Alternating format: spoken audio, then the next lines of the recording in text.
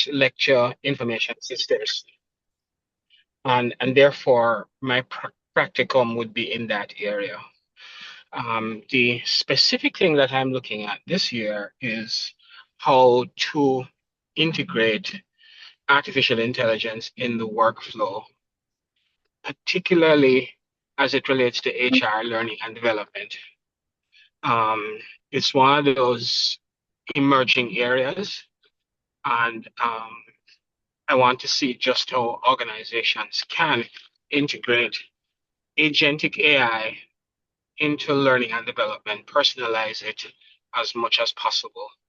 So if there are students out there who are interested in learning and development and in seeing how AI can be integrated in that aspect of the workflow, it is also of interest to me otherwise, because I want to see how other ways in which AI can be integrated in education. So there's a selfish aspect to it. So I don't know if I did 3 minutes, but that in a nutshell is what any practicum. So we go into an organization and see how best to integrate agentic AI into the learning and development process. We review it. It could even be two different students doing the same thing. There's not much literature out on it. It's something which is quite new. So there may be potential to publish or present on it. So that's my 2 cents.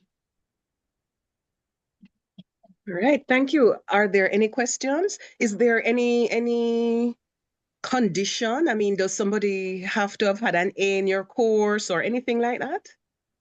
Oh no. Oh no. Okay. No conditions. Usually what I'll do is to have a chat with the person to see how committed they are to doing this. I also need to see that they have some aptitude for AI. But I mean, listen, and I'm just saying aptitude here. They don't need to have any particular skill. They need to have an interest to learn and learn something new. And if they are already in learning and development is a plus, but is not a requirement. I usually don't leave my students on their own. I don't think anybody does that anyway, but I don't leave them on their own. They're usually supervised. So it's not something that students should feel scared about doing. And it is something new. And of course, they should be really excited. That they've done before. And I'm thinking they should be really excited at the thought that they may present at a conference or publish a paper with you. I think that should be quite an opportunity, especially for students who are perhaps looking at doing PhDs or anything like that. Right. All right. So any questions for Prof. Golding, guys? All right. None? What days of the week is Prof's class? Tuesdays. Okay. Tuesdays. He'll meet with his students Tuesdays.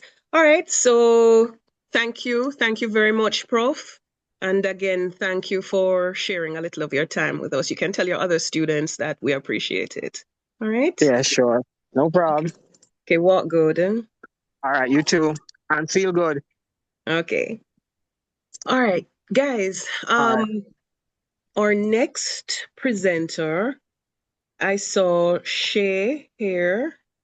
So are you ready, Shay? You're a co-host. Do you have a PowerPoint presentation to share? You could get it ready. Yes, I do. All right. And Shay was supervised by Dr. Patrick Sterling. But you remember Dr. Sterling came on earlier and he was telling us that he is in transit. So I don't want him to be trying to introduce Shay to us. Okay. Yes, bro. I'm in a meeting here in Zoom. Get rid of it. Get rid of what? The meeting?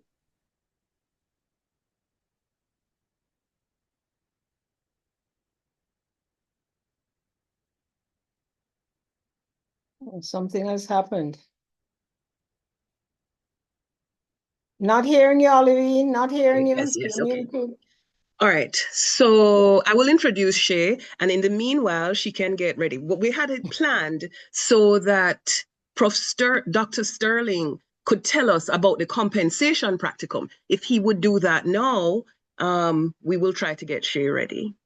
So, Dr. Sterling, are you hearing us? Could you just explain what you require in the compensation practicum?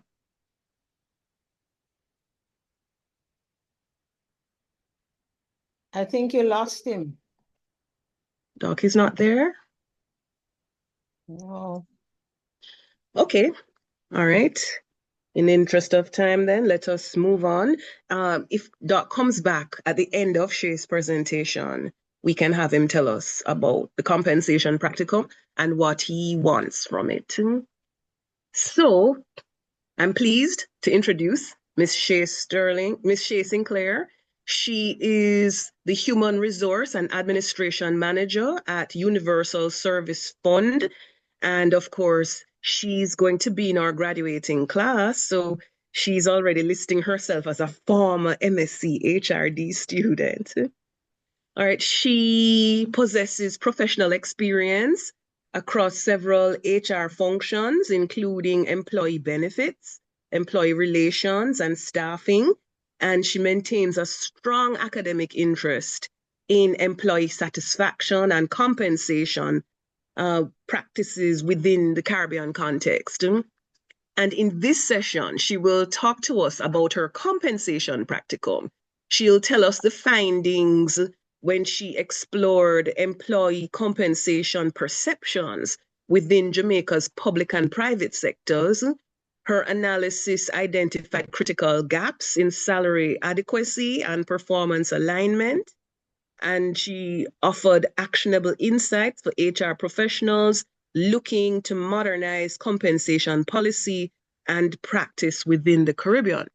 So please join me in welcoming Shay Sinclair to our virtual lectern.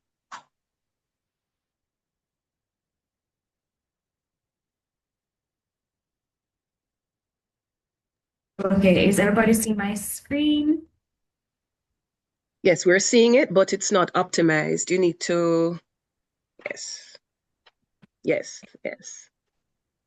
All right, so good night, everyone. As Olivia stated, my name is Shay Sinclair, and I'll be presenting on my HRD compensation practicum. Now, the title of my practicum was An Analysis of Factors Influencing Employee Satisfaction with Compensation in Jamaican Organizations. It's a comparative study of a sample of 3 organizations in both the public and private sectors. And as stated before, Dr. Patrick Sterling was my supervisor for the practicum. All right, so the purpose of my presentation today is just to walk you through the practicum process from start to finish. I will explain how the study developed, how the document is structured, the methodology used, and the key findings before concluding with my implications and reflections on the research journey. All right, so basically the background and context of my practicum was that compensation was a driver of satisfaction and motivation and retention. Now, in the Jamaican context, this issue is particularly important because of the rising costs of living. There was limited wage flexibility in the public sector, and there was noticeable differences in compensation practices between both public and private organizations. Now, these realities form the background of my study. Now, I'll move on to the origin of my practicum. The idea of my practicum engaged from both my academic exposure. A lot of persons may not, well, a lot of persons wouldn't know, but compensation was my highest grade in the entire program. So that's the reason why I decided to go ahead with Dr. Sterling. Now, also, I observed that recurring dissatisfaction was among employees regarding their pay, their benefits, and their fairness, especially when comparing both public and private sector employment. At the same time, I noted that there was a lack of Jamaican empirical studies, and this was the reason why I wanted to look at it from a different angle and to include the perceptions in a structured way. No, so my supervisory process. Just to backtrack a little, now initially when Olivine had posted the practicum listings and we were supposed to choose who it is that we wanted for to work with for our practicum, I initially chose research. That was Mr. Rowan McCullough. But then I think about a week in, I decided that I wanted to change.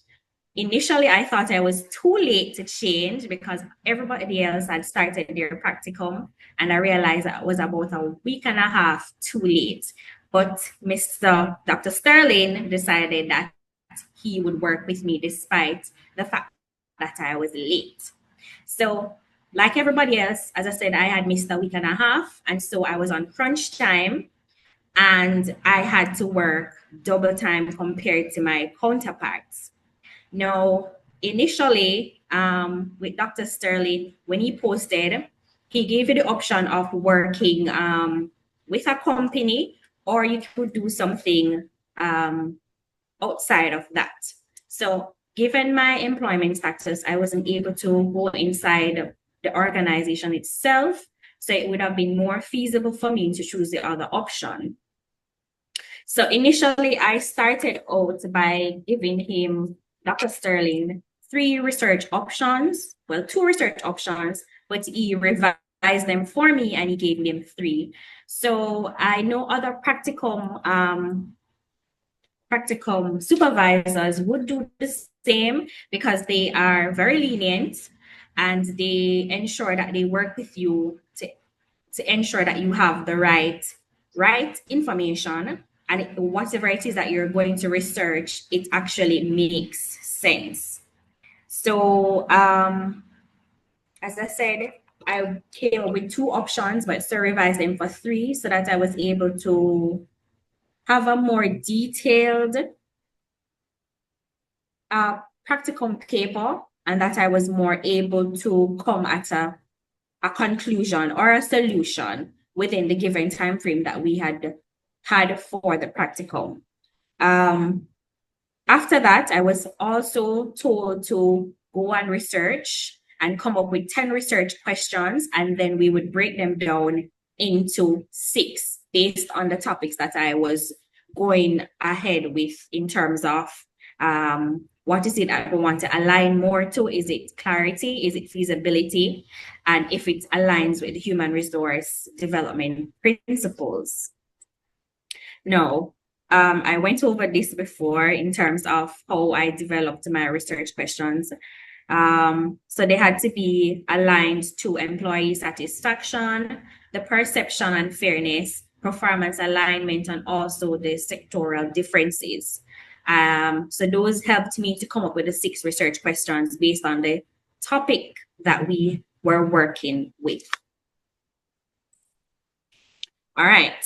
So as I said, my final research questions were basically aligned to how satisfied employees were with compensation. Is compensation fair and transparent? Is pay linked to performance? And are there any sectoral differences? So these questions basically guided my entire study. On the screen now, you can basically see how my practicum was structured. So in research with Mr. What's his name again? Bonito. He's going to give you like an outline of what it is that is expected when you're supposed to do a research paper. In your practicum, though, some areas are going to be a little bit different based on whatever it is that your practicum supervisor may require of you. So Dr. Sterling and I stick to these 4 chapters based on the time frame that I had and what it is that I was studying. So I had chapter 1, which was an introduction, that covered your purpose statement, that covered your rationale, and and the whole works. You will know when you get to research. For chapter 2, you know you had to do literature review. What is it that other persons have been saying on your topic? For me, there wasn't much information for me to gain in Jamaica, so I had to look in Caribbean countries plus internationally, just for me to have enough information for the literature review. For chapter 3, the methodology, you know, you looked at your data collection, your sample size, your scope and limitation, and then chapter 4, you would do your whole data analysis. So based on your findings, I had to then go in and do a whole discussion, and then you would conclude and have your recommendations based on your study. All right, so my chapter 1 of my practicum was basically the context for my study. It outlined the compensation landscape in Jamaica. I presented the problem statement. I explained the purpose and the significance of my research. And I also introduced a theoretical framework that underpins my study. So my theoretical frameworks that I used, as I said before, or I said earlier, that I was looking on fairness, I was looking on equity and all of that. So my theoretical frameworks were leaning more towards Maslow's hierarchy of needs. And you're going to hear about this right throughout the program. You're going to hear about Herzberg's two-factor. There's going to be From's expectancy theory, Adams' equity theory, and I know you might not hear about organizational justice theory a lot, as you would of the 4 above, but I include it in mine because there were certain aspects of that theory that applied to my study in terms of motivation, satisfaction, and the perceptions of fairness. So chapter 2 for me, as I said, I examined both international and regional research on employee satisfaction with a focus on motivation, equity, and fairness.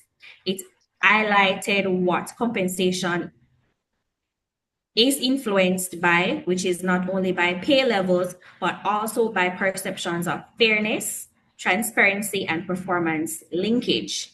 Importantly, the review that I did identified a gap in Jamaica specific, and I also included a comparative analysis for the public and the private sector, which reinforced the relevance and necessity of this practicum that I had completed. Now, as I said, chapter 3, you know, you look at the methodology. So my study, as I said, based on the time frame, initially we wanted to do, we started out by saying that we wanted to do an exploratory research design.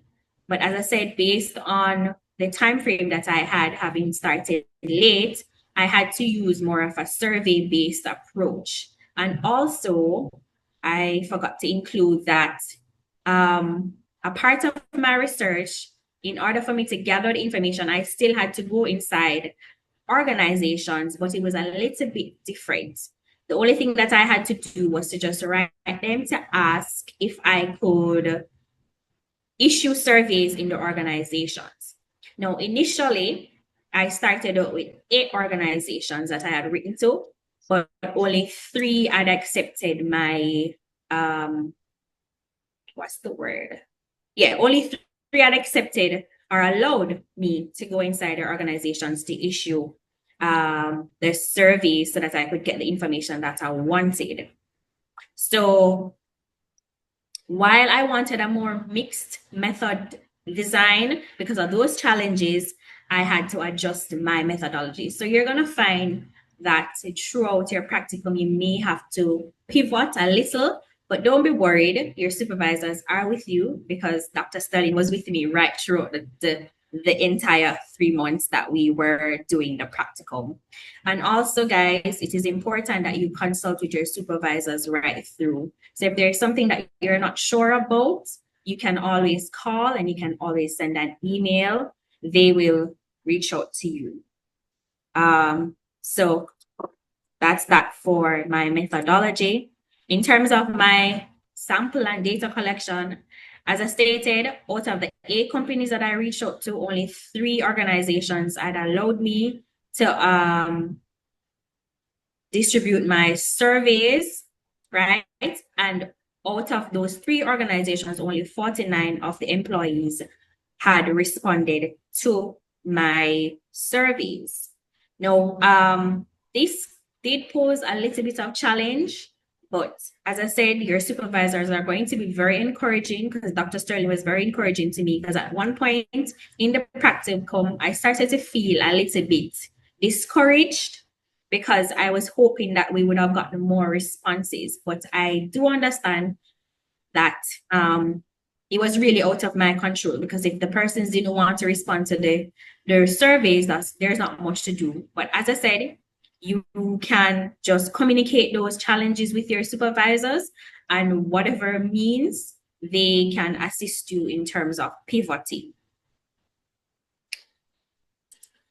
All right, so for my ethical considerations and limitations, not all research may have this section, but because of my challenges what I was having, I had to include this section in my practicum, because I did not get the numbers in terms of the respondents to my surveys, and the number of, well, the companies that I was looking to participate, they weren't able to. And so this section is going to be very important in your practicum if you have challenges, because you have to state your limitations, right? If it is your sample size was affected, if there is reliance on the self-reported data that you might have, if there's any general limitations, this section is going to be very important in including.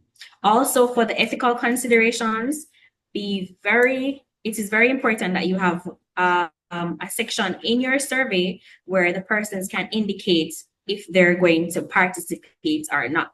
So voluntary participation is important. Confidentiality is also important, because you have to get consent, right? So this section is going to be very important in your practical. For your key findings in my practicum, the findings of my study revealed that general low to moderate levels of employee satisfaction with compensation was across both sectors. While many of my respondents indicated that they understood how compensation was structured within their organizations, this understanding did not necessarily translate into satisfaction. So the main areas of concern related to salary adequacy, the amount of inflation on purchasing power, and the limited opportunities for performance-based rewards. So from my practicum, those were the key findings. So for the sectoral comparison, between public sector and private sector, when I examined the sectoral differences, a clear contrast emerged. So for public sector employees, they placed a high value on job security and benefits, such as pensions and paid leave, but expressed dissatisfaction with slow wage progressions and limited salary adjustments. Now, in contrast, the private sector employees reported greater access to performance-based incentives and bonuses. However, satisfaction levels varied depending on consistency and transparency of their reward practices. Now, for the discussions of my findings, I found that there were equity concerns, there were motivation gaps, and there were unmet financial needs. So the findings of my practicum aligned closely with the theoretical framework which underpinned my study. So that was the Maslow's hierarchy, the rooms, there was Erzberg, there was Adams theory, and there was the organizational justice theory. So from an equity perspective, many employees perceived imbalances between effort and rewards. The expectancy theory also helps explain the weak motivational impact of compensation, as employees did not consistently see a clear link between performance and reward. Additionally, organizational justice concerns were evident, particularly around transparency and communication in compensation decisions. So those were the findings from the practicum in terms of what the persons had indicated on the surveys. My surveys were the structure of my surveys were Likert scale, where you have if it is you are satisfied or not satisfied, and it had open-ended and closed questions so that I was able to get some not just qualitative but a little bit of quantitative data. Right. So my recommendations that I had were that the study recommends that organizations improve transparency in compensation policies and decision-making processes. They should strengthen performance-based reward systems that would help reinforce motivation, provided these systems are applied fairly and consistently.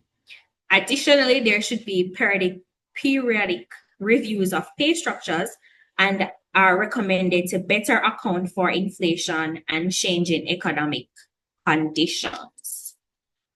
And how it is that my practicum contributed to the Jamaican and Caribbean human resource research was by providing empirical insights into employee compensation across sectors. It highlighted the importance of employee perceptions in shaping compensation outcomes and offers context-specific evidence that can inform HR practice, organizational policy, and future research. Now,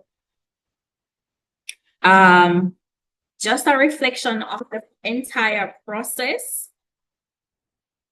One of my most significant lessons from the whole entire practicum was the importance of adaptability in applied research.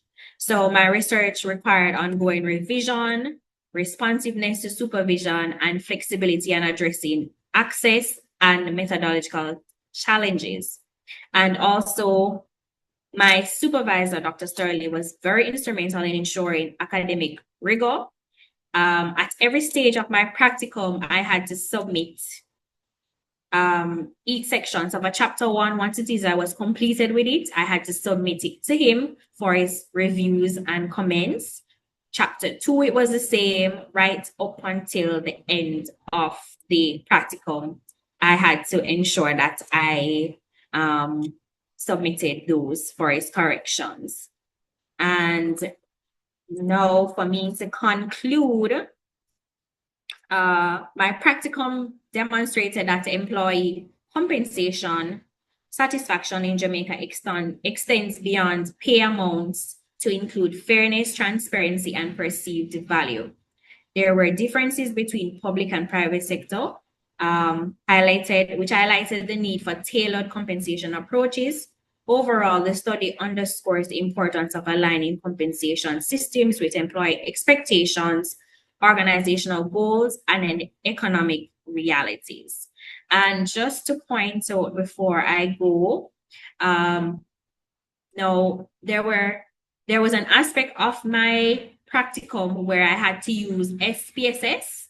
So guys, if you're gonna run away from statistics, please don't, because I had to use a certain aspect of it in terms of getting my mean, my median, and my standard deviations for me to get the qualitative aspect of my research. Yes. So that's the end of my presentation. Thank you. Over to you, Olivia. Okay. Very well done. Are there any questions for Shay? Any questions at all?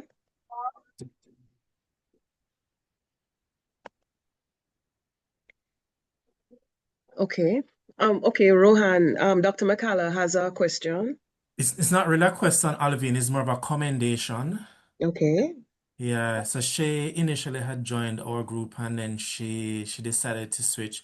But she has, based on all I've heard there, she has single-handedly done a great job at that process. It's more commendation than question.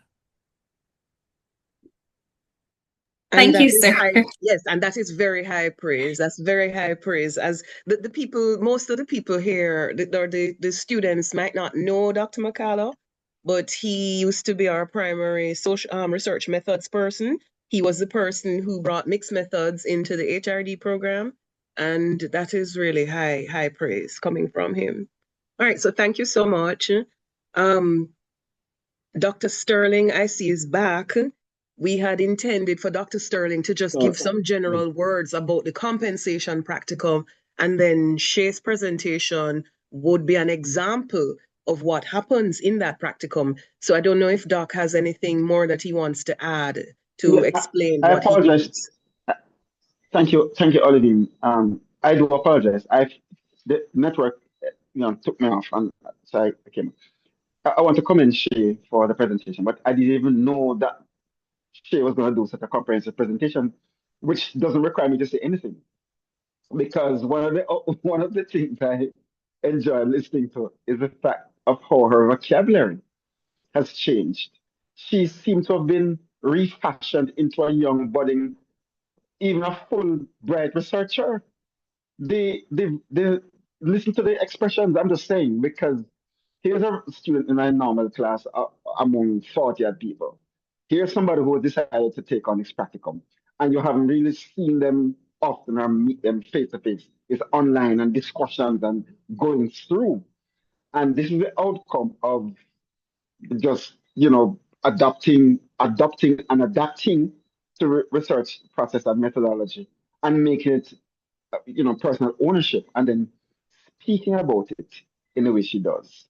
So I commend her for that, just interpreting and just, that I don't know, this is sort of metamorphosis in terms of, you know, appreciating research for what it is. So I don't want to say more because she has said it all, except I would want to say that if you're going to take on any practicum at all or any piece of research, something I've learned, and I would say I'm a senior learner, okay, is to own the process, to own it. Professor Clayton, my supervisor, through my own research, he said, you have to own it. And when you own it, then it becomes part of you, and then you're going to delve into it to get to unearth all the possibilities coming out of what research can bring. And she has demonstrated a lot of that. But I know she still has far way to go, But I commend her for, taking it on and doing so well. Those are my few words in Jesus' name, Miss Olivine. Thank you. No, I thought it was, yes, it was engaging and she broke it down so research doesn't seem scary anymore. And I see applause going up, and yes, I'm applauding as well. Yes, Dr. McCullough is suggesting that you could use this as the basis for PhD research. So, go through a proper IRB process and, develop something far more rigorous. And this could be the start. This could be something to just whet your appetite on your PhD. And you should know that the practicum, the HRD practicum, the name practicum suggests that it is a practical exercise. But it was when we were doing our 20th anniversary 10 years ago that we decided to push with more research focus. So we included research in addition to all the practical things that we did. So yes, the research in all the areas is possible. All our lecturers stand ready to help. And of course, Dr. McCullough is sort of our lead in this regard. He sort of pinch hits for other people as well. But he will tell you about that when he speaks a little bit later. So again, thank you so much to Shay and thank you to Dr. Sterling. One question that came up, it was a DM to me. How long did it take you to do this work, Shay?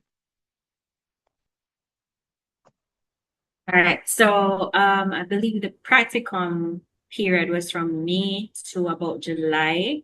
We started, hold on, let's see if I can recall the dates. I believe we started, the group was supposed to start May 12th, but as I said, I started a week and a half late. So I started from May 20 something and I ended the 31st because Dr. Sterling gave me an extension. Yes. 31st of So, July, that is. So so the the group, practicum tends to be about 8 weeks long, and then we give you an additional week to just polish up your writing, just polish up everything. So technically, the practicum is 9 weeks long, 8 weeks of practical work, 1 week for you to just finish up everything. So she did this work in 2 months, really. So that tells you the scope of what she did. Okay.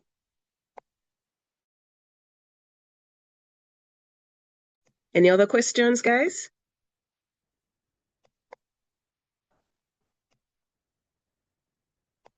Okay, I see that Cleveland is back with us. So I will invite Professor Hutton to just tell us a few words about his two practica. Professor Hutton does training and he does org diagnosis. Sorry, Prof, before you come on, there's another question in the chat for Shay. How would you like to ask that question, Gareth? How was the survey distributed, electronically or manually?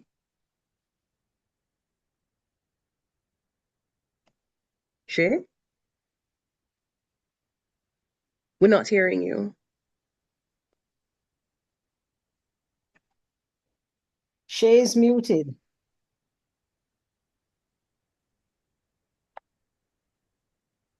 Well, perhaps Dr. Sterling can answer if Shay is having a Yeah, difficulty. I think she did some of it manually and the majority electronically because of where the subjects are located. But she's better able to advise on the mix of those two efforts. Okay. She might have gone. Okay. All right. So Prof Hutton, we're asking him to tell you what would happen if you were to choose a training practicum with him or an org diagnosis practicum with him. He's just going to tell you that briefly, and then he's going to introduce his student, Cleveland Palmer. Right? So take it away, Prof.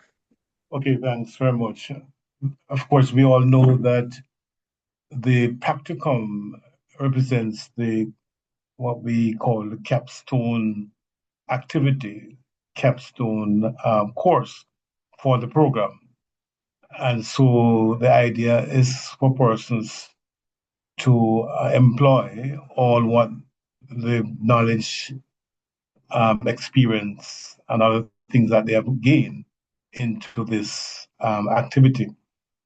So, and there are two areas that I'm focusing on: training and organizational diagnosis, intervention, and evaluation. For the training, persons would have, in fact, done the training course already, so you have a good idea of what are the elements in training. And the other point I must make is that we try to encourage individuals to do the practicum. So we don't rule out a group that may want to, based on the intervention, diagnosis and intervention course, that the organization may want them to do some additional work for the organization, and that could be taken up through the practicum. But generally, it's really an individual assignment and give you a chance to develop hone your skills, work with the organization, and hopefully at the end, you'll have gotten a chance to employ as much of what you learned in the courses that you did leading up to the practicum. So for the training, you can in fact do a full training intervention over that 8 weeks. It is important that you would have identified the organization as early as possible. So if you start in May, you should know much about that organization and ready for the formal 9 weeks. So from now, in January, you should start to think about your practicum. So you could do a full training intervention. You have done the training course already. You know the elements for training intervention. For the practicum, you are allowed to do so. You could select, for example, training needs. If you're working with a Ministry of Education, Ministry of Health, that's a large entity, and just that alone would need the 4 weeks. But in fact, you could also be working with small organizations, a restaurant, for example. And I've been encouraging students to work with small organizations because they seem to have little help. And when my experience is that when students work with them, their contribution is usually significant for these organizations. So if you get a chance to work with an organization, say 30 employees, 50 employees, even 15, and we usually have a minimum, you can work with those organizations of that size. So as I said, you could just look at the components of training. So the needs analysis is just one component, and you can do a thorough analysis, and that would be shared with the organization. You could develop a training program. So just the program itself, and someone else would deliver the training. Because to put a program together, you would have to start with the needs analysis, and then that would lead into the development of the training program. You can also do an evaluation of the training that would have been done before. So you go to the organization, they did a training intervention a year before, 6 months before, 2 years before, and your job is to determine the effectiveness of that training. How effective was that training that was done? What are the weaknesses? What are the strengths? Um, should they redo that training or aspects of that training? So that's the generally that's the approach for training. Elements of the phases of the training program, you can select a phase based on the needs and the requirements of the organization. And those are those four of the areas you could identify. Of course, you could also do a combination, and that will be determined by the time you have, the size of the organization, and the actual needs of the entity you're working with. For the organizational diagnosis, the course will be delivered now, starting Wednesday. So persons will get a good feel that they will learn about organizational diagnosis.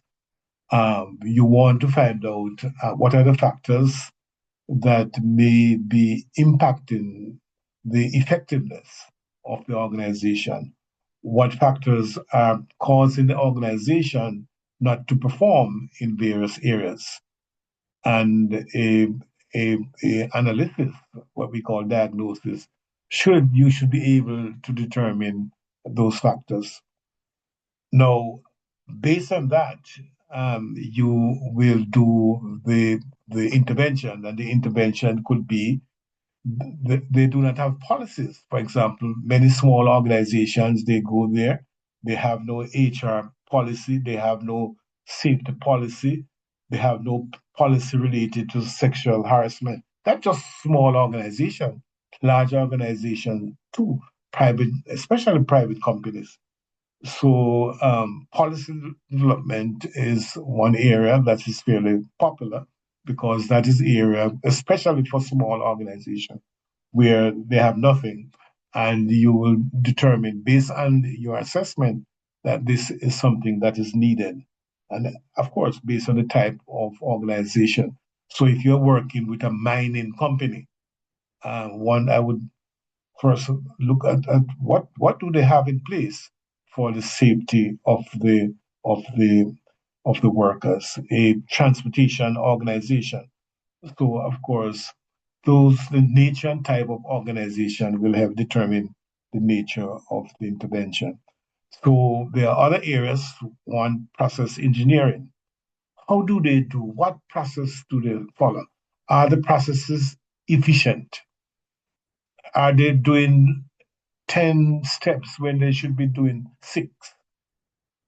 And your thorough evaluation and assessment would help to identify where they are going, doing steps that may not be necessary, steps that um, could be combined, and maybe could even have implication for staff because you are repeating activities that may not be necessary.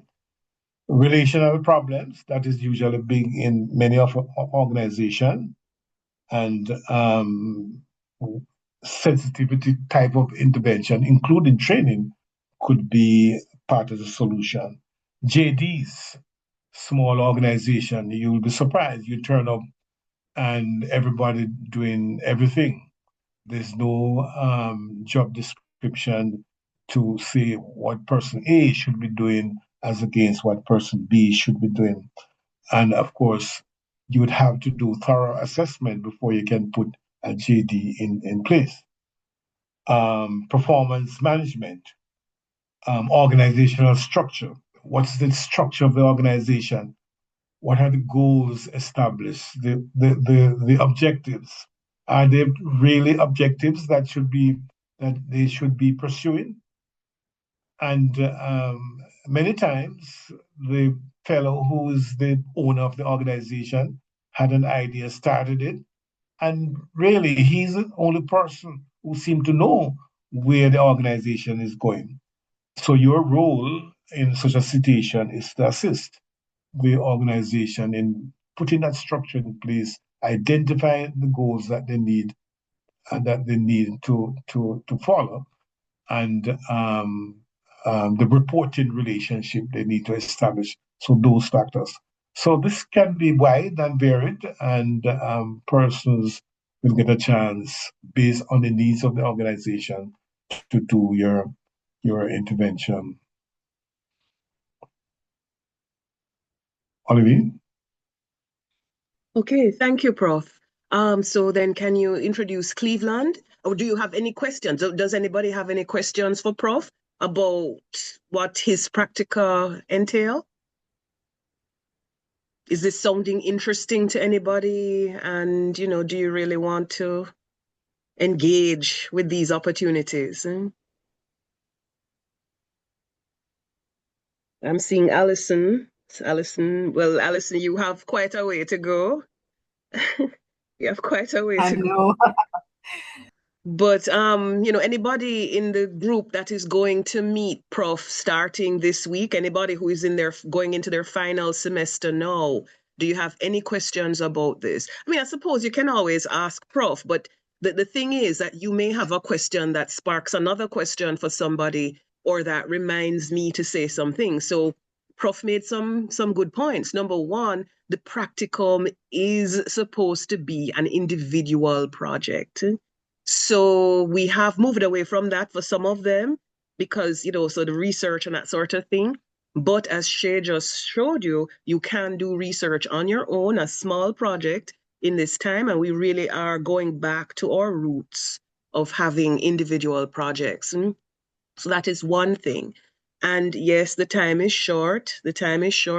But we're having this now at this stage to give you time to engage organizations in what you want to do. Perhaps one of the students can tell us how they got an organization. How did they decide that they want to do something and then find an organization that needed that done? Perhaps one of our students, maybe somebody else, or if Cleveland has it in his presentation, you can give advice on that as well.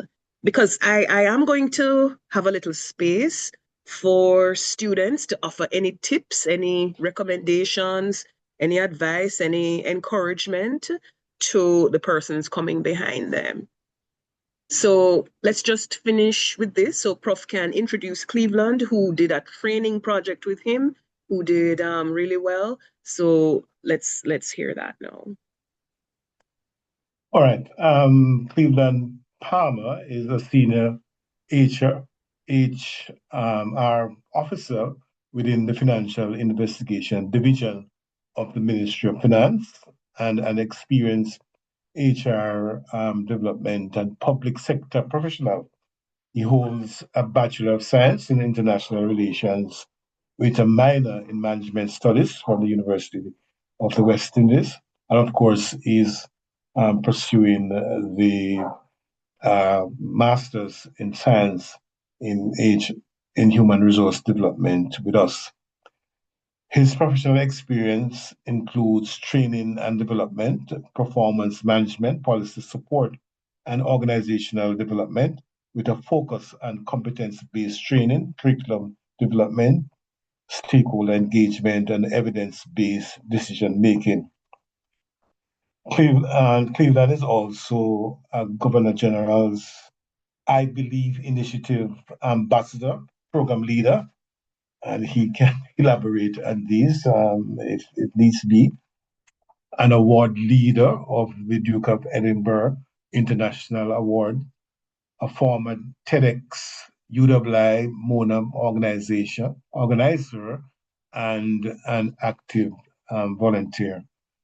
He is committed to strengthening institutions through structured human capital development and good governance, and is guided by his Roman Catholic faith and the principle ora et labora, meaning prayer and work. So for the practicum, that was conducted with the Jamaica Combined Cadet Force, JCCF, and comprised two distinct but complementary activities aimed at strengthening organization capacity. The first involved a mixed method training needs analysis of adults of other ranks, AORs, which identify both training and non-training factors affecting volunteer performance.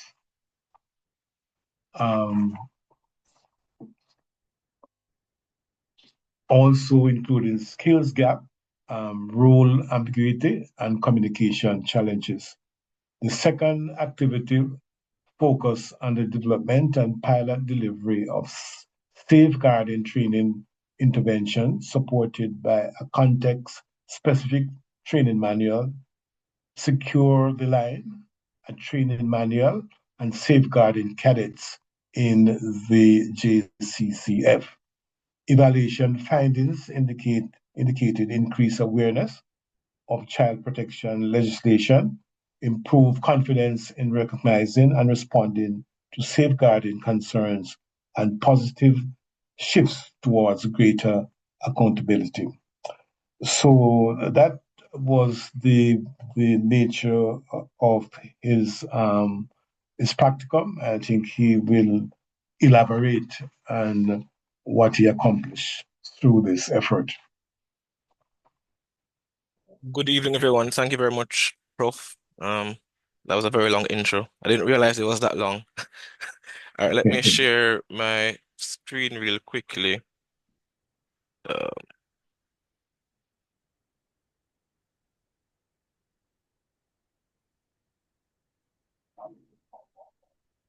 Just forgive me here.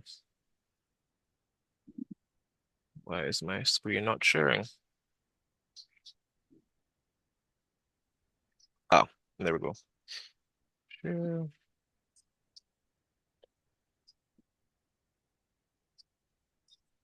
All right, good evening, everyone. I hope everyone is seeing the slide and hearing me well. As Prof said, my name is Cleveland Palmer, and I did my practicum on the training component, in particular looking at training interventions uh, within the Jamaica Combined Cadet Force, looking at did a training needs analysis first, and then developed and piloted a training intervention for the Jamaica Combined Cadet Force. How did we get here? Why did I select training as my practicum focus? So, if Olivine remembers, in my first year after doing staffing, I was set that staffing was the area I wanted to go into to do my practicum to develop that area. I subsequently moved into a role that dealt with staffing, and I thought, all right, I'm in the role. I think I'm doing it enough. I do think I need to do my practicum with it.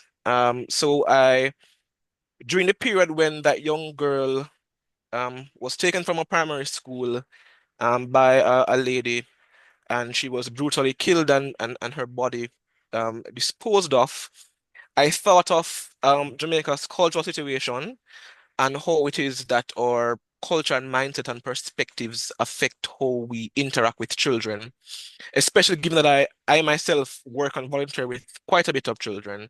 And then I thought about how perhaps training and development could help to shift mindsets and perspectives. And so I use that as my catalyst to seek out an organization where I could perhaps do some work surrounding that level of intervention, or seeing where the negative perceptions of children came from. So I would have, on the indication of Prof. Hutton, sent an abstract of what I wanted to do. The initial abstract was still to develop a safeguarding training program, um, albeit, albeit to be housed on a virtual learning platform, which will allow self-direction and for it to be scaled up. And the idea was to have it run through the Ministry of Education and Youth, where I think that teachers might be useful. Teachers might find the training intervention useful, given that they're given very basic introduction or orientation around safeguarding children and the various legislation that govern the protecting children, such as the Child Care and Protection Act, Sexual Offences Act, etc. So when I sent the abstract, Prof. Hutton called me. I remember us having about a 45-minute phone call about the scope of the project and if it could be achieved in the time frame.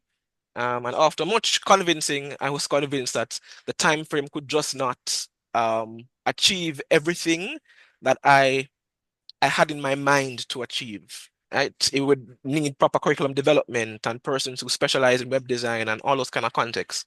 And so we had to kind of scale down the project to meet the time frame, as well as to, but at least create a base for development.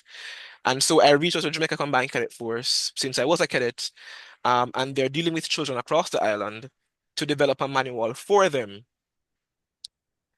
Right? So that's how we got to this place of us doing the TNA and the training intervention. So on approaching them for the training intervention, I remember from our org diagnosis course that although we might know of a problem, it's important that we confirm that there is a problem, because those who are relaying the information might have their own biases and perspective. And so it's important that we go in and do the actual assessments to determine what the real problems are and identify the root cause. So we did a TNA as well as a training intervention. So a little bit about the Jamaica Combined Cadet Force. As was mentioned, it's a paramilitary youth organization established by law to pretty much help children at the secondary school level to use paramilitary training to enhance discipline, leadership, integrity, civic pride, and so on. It was established in 1943, and they have been here successively right up until this point. They span right across the country. There are 120 something high schools, and with a couple independent units who are children. It is run by adults who are volunteers. So your regular doctor, lawyer, teacher, nurse, HR officer, human resource manager, accountant, guard, security officer, all these different adults from around the country who have seen it fit to give themselves in service of these youngsters. But just like any other organization, there are challenges. Given how far dispersed they are around the country, there are challenges in terms of training standards and quality, how policies are applied, communication, etc. But these challenges provide an opportunity for us as HR practitioners to go in and to provide some assistance to help them and to develop ourselves. And so the purpose of this practicum, as was mentioned before, was to achieve two things. Um, do a trainees analysis to determine some of their training and non-training challenges in terms of performance. So to give a little back, for the adult volunteers, there are two categories, commissioned officers and adult other ranks.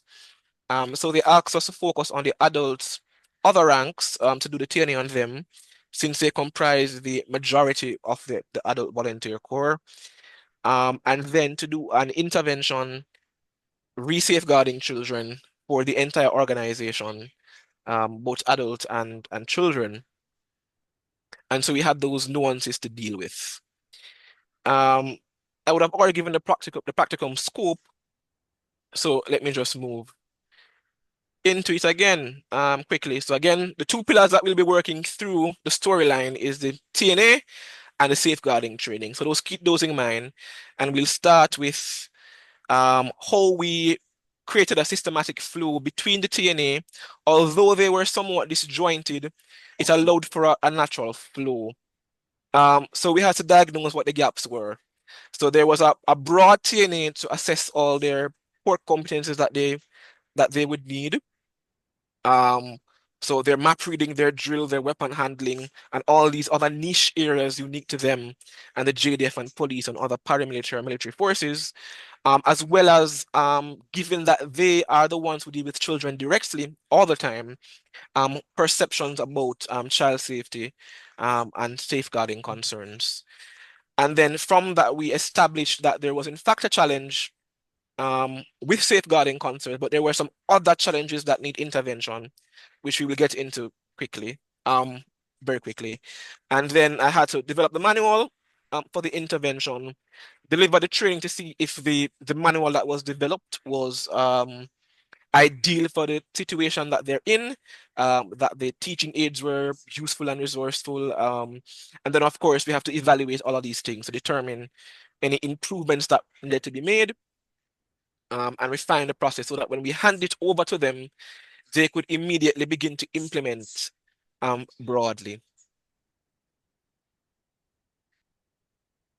So I would have already mentioned the methodology.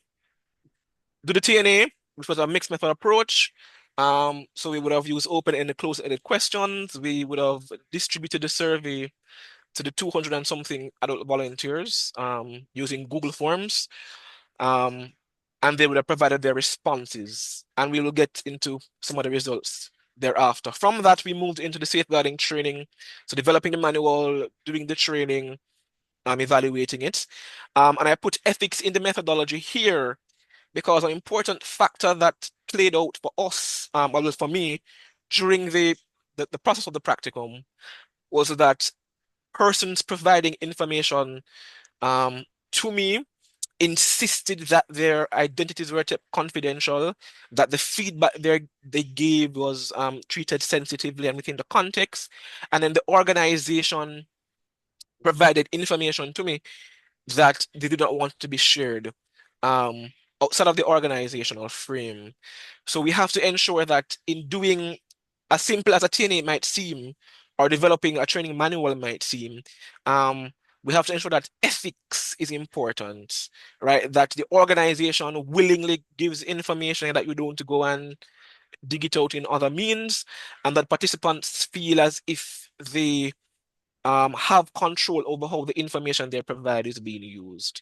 Right? That's very important in the practicum, that the people who you are getting information from, that they feel as if they can trust you, and they will be far more likely to provide the information to you than if they see you as a random stranger who they'll never see again. Right? So building that trust that you're looking out for their welfare matters in the entire process of the development. So the TNA, I would have mentioned before, would have sent to a survey looking again at some of these core areas at the bottom there: map reading, advising the different commanding officers commanding, their training, planning and delivery, fieldcraft, weapon safety, and so on. And we would have provided the survey to two groups: the actual adult other ranks, the instructors, and then their commanders to provide the rating. So as you can see, the key on the right there is that the participants is in the darker blue, the commanders are in the lighter blue, and then the gap is illustrated there at the bottom in that beige looking color there. And it's clearly indicating that the scoring expectations using Likert linear scale, where they were to rank from 0 to 5, how competent they felt for the participants and how competent the commanders thought that their instructors were. And there's an obvious gap between how the adult instructors assess themselves and the commanders perceived or thought that the instructors were. So the obvious gap there. So and there was no point of intersection, which I found very interesting. So just looking at this raw data, one could estimate or one can assume that the adult instructors were inflating their own self-confidence, overestimating their competence, or that the commanders might be scoring them harshly, or set expectations that were not realized. Right? So if we can find that general gap there, which I found very interesting. So the largest gap was in map reading, and of course, as a training need, it's a technical competency. Both groups did indicate that yes, they were poor at this particular area. And the nuance was that this isn't a core function of the particular group, but they still need to know given the manpower shortage that there was. We found that drill and deployment was a training need. Of course, the adult instructors scored themselves higher, the commanders lower. Instructional ability, which is a core function of the group, was generally scored weak for the commanders, but was very strong for the adult other ranks.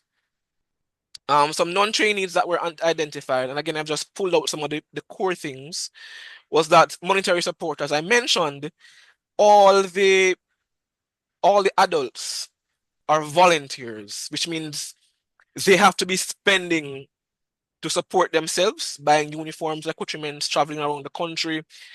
They have to, that comes out of pocket, as well as they do other things in buying books for back to school for their cadets, providing lunch money for cadets, paying for their camps, and all these other support that they give.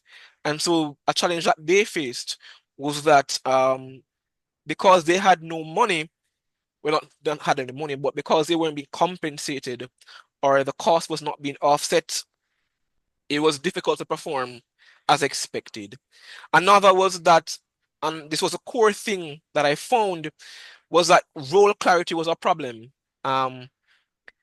While the command group had high expectations of the instructors, the roles were not clearly defined. Even after 70 odd years, the roles of the instructors at the various rank levels were not clearly defined. And so each commander had their own perspective of what an instructor ought to do, and the instructor had their own perspective of what they should do in their context. So there was no clear rules identified, and then there was a lack of mentorship in trying to develop and bring up these people to the standards expected by the commanders.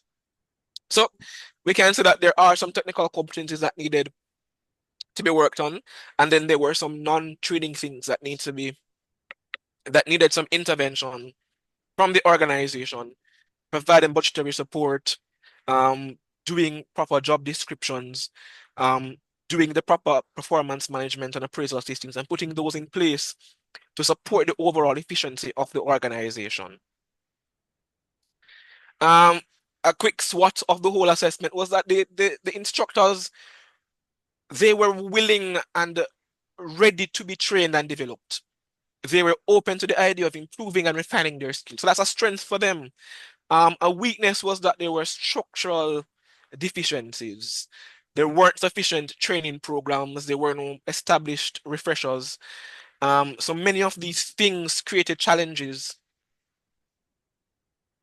for the organization to succeed, and that was affecting their performance.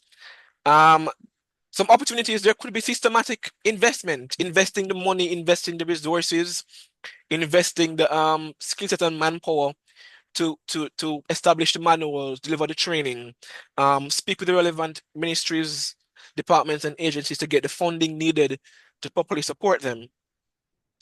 Some threats though was that there was a readiness variation among the commanders that I found in the process. So some people were willing to have structured performance management appraisal systems put in place, while others were significantly opposed to it. And this is in the command group. So that poses a threat to the success of any interventions that might need to take place. Because if those senior command levels don't buy into the idea of implementing some of these interventions, training and non-training, then the program of change will die. So I found this interesting that they were willing to score them down, but then they were not willing to establish structured programs to lead them to better performance. And as you might be picking up, is that a number of the other areas that we would have done outside of training, outside of org diagnosis, feeds into the training process. Strategic thinking, staffing, performance management, all of these different areas form into how we should view training, and how we can solve some of the issues that they have. So that was a general idea of the TNA, and that was provided to them for some implementation. So then I moved on to the core of what I wanted to do, where the baby of the practicum led for me was the training intervention, the actual developing of the program, developing the manual and content, pulling the different sources together to create that 38-page manual, thinking about training methods, thinking about the different theories, the theories that apply to the group that we're in, and how we can merge them and match them and adjust them to suit the context. That's what I found most interesting. So hopefully I can share that with you in a meaningful way. So these 6, 7, 8, these 8 theories were the cusp of the theoretical frame for developing this training manual. Looking at the ADDIE model, the ADDIE model, that systematic approach to developing new training programs, looking at the iterative loops in terms of, apart from the systematic approach that ADDIE provides, that there needs to be, given the environment that there was, a constant back and forth in developing the program. So we develop something, we assess it, we go back, we have to change up things. And I found that interesting that almost every other week, I had to be removing a module, and I'm reorganizing the module, moving what was 3 to 5 to try to create this seamless progressional flow of knowledge that would not only engage the audience, which ranges from 18 years old to 70 odd years old, but making it interactive and dynamic. And I've tried to make it as simple as possible so that even the children, if they're integrated, can learn and develop from the simple manual that was set. So we try to keep away from the jargons and all that kind of thing. As well as looking at the evaluation that needs to happen at the end and how we are systematically evaluating as the environment changes, as the audience changes. Training needs to be adjusted to suit the environment, because the ultimate goal is that there must be some change in behavior. Right? That's very, very important for me, that the affective domain is very important to me, changing behaviors and perspectives. And that was the ultimate goal with safeguarding. And again, safeguarding is about protecting children under your care. Right? So the most important thing to me was not necessarily just knowing about it, not necessarily just being able to fill out the forms and do the reports, but changing perspectives and ideas about how taking care of children in your space should be thought of and handled, which would create a cultural shift in the organization, which I believe has begun based on the pilot that we did. And then even after the practicum, just following up with those who took part on the leadership, we are beginning to see some changes in behavior, which was my ultimate goal. So the manual had 7 modules. Quickly, module 1, Introduction to Child Protection in Jamaica. This module provides foundational knowledge, simply talking about the laws that apply, what is safeguarding, talking about what the act says about grooming and abuse and all that kind of stuff. And then module 2 went on to, again, a deeper analysis of the Sexual Offences Act, in particular those that deal with children. Then we moved on to module 3, identifying signs of abuse. What do the signs of abuse look like? Whether it is withdrawal, emotional outbursts, declining grades, markings on the skin, and so on. What are some of those signs? Right? So we've seen a progression of a general know-how, what the laws say, what some of the signs are of abuse and neglect. And then we move on to, once you've identified these signs, module 4 says, how do you report these things? What is your obligation to report on the law? What is the internal mechanism within the Jamaica Combined Credit Force that speaks about reporting and how it is handled, how you report to your command and they report up, and when it reaches to CPFSA and when the police gets involved, all that works. And then module 5 speaks about how can they promote a safe environment? Right? What are some of the best practices in securing children? Is it that you don't, something that we've recommended is that you have a buddy system for the children. No adult can talk to a child by themselves. You're talking in the corner, they're talking open spaces, you speak loudly. You don't let children drive home with you in your car, because that is a private space that anything can be said.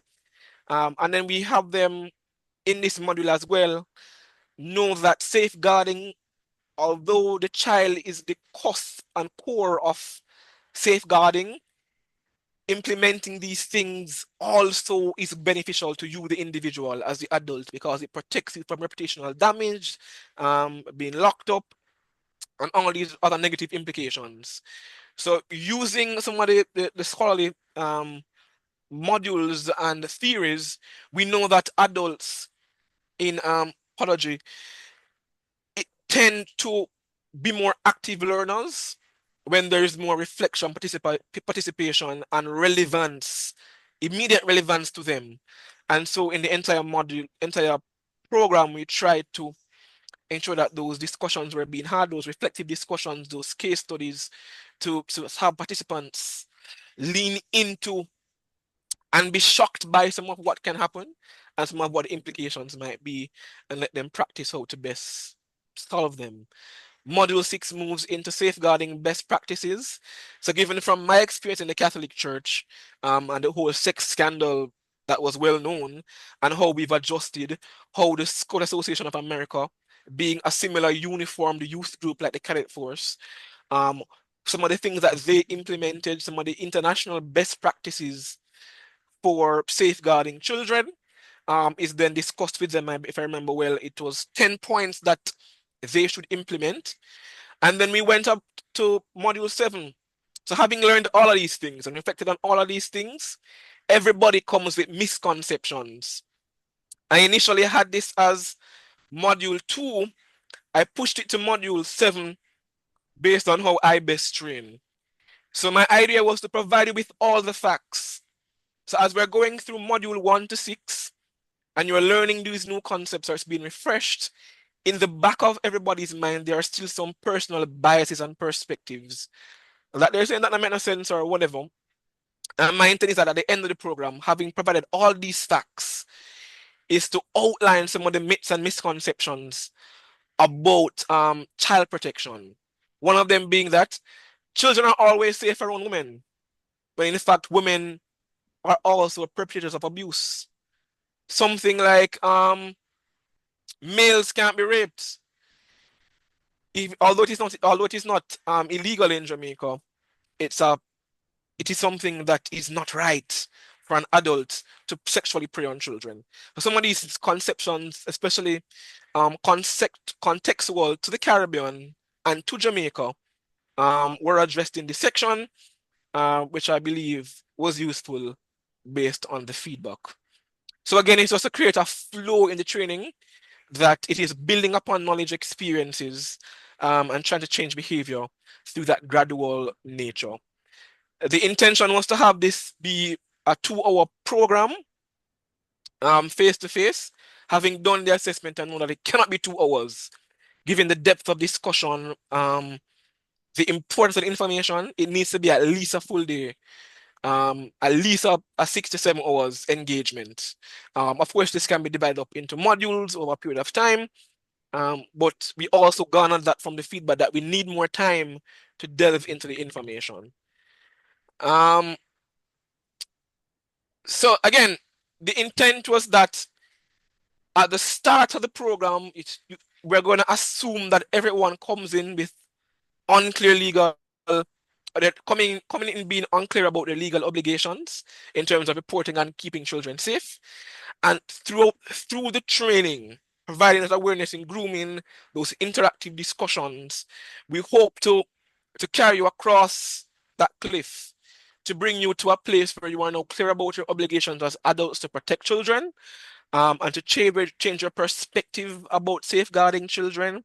And by you changing your perspective, the intent is that you will now go out and encourage others to change their behaviors, mannerisms, and attitudes towards children, ultimately creating a Jamaica where everyone respects and protects children. We'll have less incidents of child violence and abuse. Again, I would have used Kirkpatrick's theorem to do the evaluation. So, initial state before they begin the training, level 2. Let me just quickly get some water here, forgive me.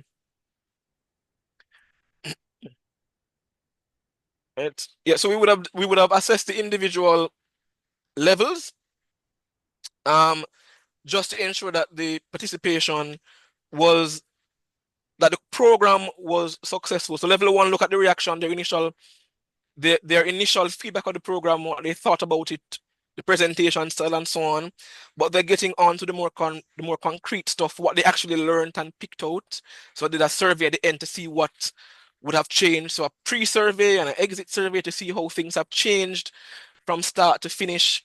And then level 3 and level 4 now were not assessed in the practicum stage because of the time frame. But as I would have mentioned, after I would have gone to check back what was happening, where we began to see that behavior was shifting, culture was shifting, mindsets were shifting, and ultimately the results of children being safer around those adults, I believe, will be achieved, right? So that was the evaluation. So I provide here some quick views of the exit survey that was done. So how would you rate the overall usefulness of the training session? I would have seen 26 of the pool, the initial pool of 34. Give it a 5 as a high. To what extent did the session increase your awareness of child safeguarding responsibilities? We would have seen 66.7% of the participants saying a great deal. Some 23.3, so there's a complete increase in their knowledge. Somewhat being 6.7 and a little 3.3. All right, so we've seen that they based on the feedback provided, that there was some change in perceptions and some increase in knowledge. Would you recommend this training to other adult volunteers? Clearly, yes. Do you feel more confident in identifying and responding to safeguarding concerns? Everybody said yes. And some quick thoughts from the participants' mouth. The ones I want to just pull out real quickly is that safeguarding must be a culture. not a one-time lesson, which was an emphasis for me that it needs to be about behavior change and culture change. And I'm happy that somebody brought it out in the feedback. The next one, the way the content was presented visually and broken into modules helps with processing. So again, that systematic approach of learning, that building upon, that being relatable, and then trying to be engaging with the graphic, which I'm trying to do with this one, so you don't get too bored despite my whole heap of talking. And then the activities after the session helped ensure we were listening and paying attention. So doing those surveys after each module, there was an activity, a reflection, a discussion point, a case study, something to see if they were learning and if behaviors were shifting, and to challenge some of those biases and myths before we even got to that last part where we did the ultimate cut down of all the lies and misinformation surrounding safeguarding children. Another few would be it remind me of the responsibility to our children, which is important. A wonderful presentation, detailed enough to increase and refresh knowledge. So although it had depth, it was not too technical. It was, or it tried to be as simple as possible. And then I believe all officers and adult ranks need a document of this nature for personal reference, which was a testament to the amount of work put in, I think, that showed that the material was relevant to their circumstances and that person saw the benefit of immediate implementation and that it should be an entire organization take on, shows how important I believe the intervention was. There were, however, some limitations. Time constraint because I wanted to do more. I want to have a bigger pool of persons to do training with. Multimedia integration. I wanted for us to, as I said before, to go online, so it could be self-paced. You can do a module at your, you can do a model at your own pace over time when you come to your home or whatever. So that was not done, and I had to be using to create these PowerPoints free AI, which wasn't always the most useful. To create some of the graphics. So that was a limitation. And face-to-face interactions. Given the breadth and span of the force across the country, it was difficult to get a pool of persons into a face-to-face environment, which was my initial intent. After I found that the virtual was kind of too ambitious, I wanted to do a face-to-face so we could get immediate reactions and we could sit down after and begin to adjust some of the content to suit what could best bring across the message. Didn't get to do that, I had to do a virtual session, so that was a limitation. And then the follow-up sessions that we did not get to do at the time of the practice, by the time the practicum ended, given that the time was limited, to see the actual behavior and results changing. But eventually I got to do that, albeit outside of the practicum period. So if we address all these things, give more time, digitize the process, schedule some face-to-face interactions throughout the program at particular intervals, and then doing up those follow-up sessions to ensure that the behavior is changing and that the results are being met, then we would have had an effective learning experience all around. Right? Some recommendations I made to them was that there should be mandatory training for every single adult in the JCCF who must interact with children. It must be mandatory that they know to protect children. That we need to have more sessions on this more frequently. That we need standardized pathways before they get to children. So before an adult is able to interact with children, they must be able to, they should cover some well, forgive me. They must be able to cover some core elements of training, which one of which would be safeguarding children. Another is a deep dive into the legal issues surrounding children before they can begin to even say hi to a child in the context of cadeting. As well as there should be strengthened policies regarding discipline within the organization to support safeguarding culture. So although the training will do the initial shifting of mindsets, there was a broader organizational context where the policies now need to support and institutionalize a culture of safeguarding children. The professional journey, for me, quick reflection, if I will, it was a great period to bridge theory and practice. So having gone through all the courses and doing theoretical work, it was good to see some of these things playing out in the actual world. And seeing some of these theories that I thought I wouldn't actively use actually being applied, and actually being applied to the benefit of people. Um, Again, learning about how adults in particular um, learn and develop and want to interact with their instructors was a unique perspective for me. Something I've since applied more generally in my workspace and in other areas that I volunteer in. And then recognizing cultural sensitivity. Every organization that you go in will have a unique culture and environment. And as practitioners, as professionals, we should be able to adjust to their particular needs to ensure that our interventions are successful and boil down to the benefit of the human beings being better off for us having interacted with them.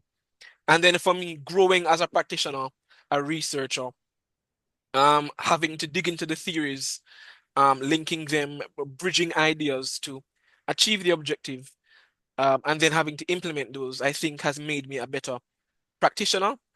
I think when you encounter any of the practicums, that it will also make you a better practitioner and researcher.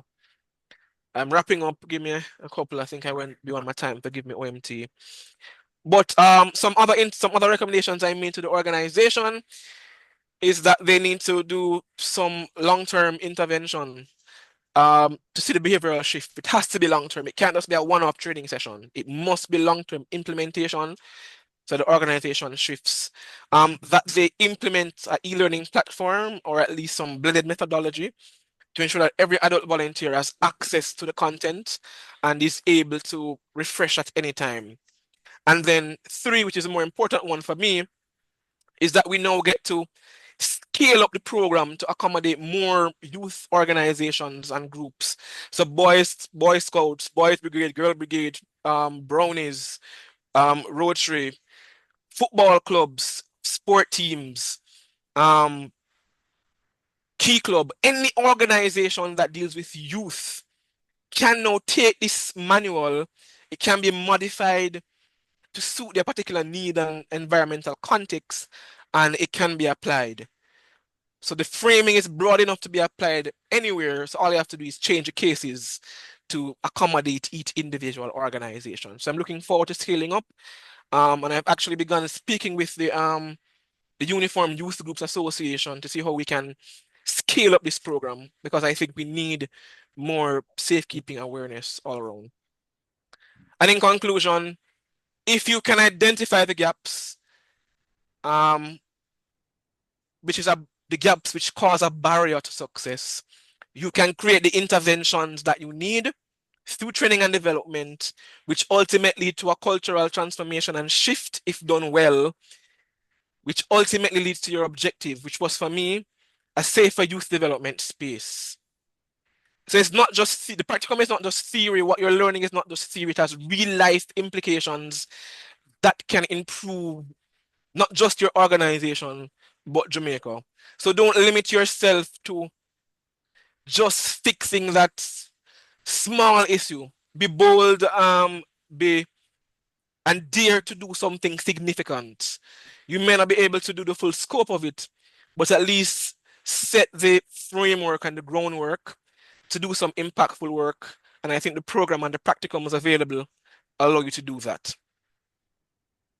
I want to thank my colleagues, particularly the Maverick Stars, I have to big up my group, the Cadet Force leadership, the HRD faculty, especially Professor Hutton, who guided me through the entire process, who called me to provide advice and follow up on our sessions, which were so great in hearing different perspectives about how we could improve. And of course, the persons who took part in the survey.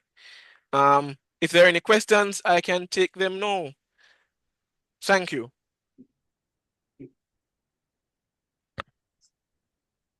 Okay, I think you can all agree that this was a stellar presentation. You can see why Cleveland is the person who has won the HRD Consultancy Prize for training. I mean, that is clear to everybody who has heard this presentation. So congratulations to you, Cleveland. Very well done. Very well done. Yes, it is Thank you. a top tier presentation, and you can see why Prof. Hutton, in fact, Cleveland, I can tell you, got the highest grade in the practicum. He even outdid the groups, so that was really well done. There is a question, Professor Hutton. Somebody wanted to know if there is a minimum number of staff members who have to be in the organizations that you supervise. So I saw Cleveland had 30 people in his presentation, but I was telling somebody that I have seen you go down as few as 6. But tell us, is there a minimum number in an organization that you will mention? You said you do small organizations. How Yeah. small is small? Generally, I say 15 because I'm comfortable. Because if we lose 6 from 15, we still have the rest. We had one case where it went down to almost 0. And what you see experiences, we call it a developer thing, because it was a restaurant and there was shifting and closure. And while it started with about 8 or so persons, or maybe close to 10, that problem that they had caused the dispersion of the staff and almost a closure. Yeah, but generally, I usually say 15, and that would be taken into consideration if they have a problem and lose 5 persons. The organization will still continue. And you can remind our students that we started in 1995. It's now 2026. It's over 30 years. This is the 31st year. So we learn a lot. I learn a lot from working with students. And that's why my tendency is to encourage persons to work with smaller organizations. Doesn't mean, for example, JCCF here is not a small organization. This is a component of the military. But I must say, though, that the initiative, this is about Cleveland initiative, and his determination and his passion. I mean, those personal factors would have come to the fore. This is way beyond. But clearly, this is, I must say, congratulations too for the program, because clearly it's a reflection of the program itself, that you're provided with the type of training that you're able to explore the thing in this way. And of course, your background. When I look, I didn't, first time learning about your background, your extensive background in working with organization. I didn't have this information. So that would be a significant factor.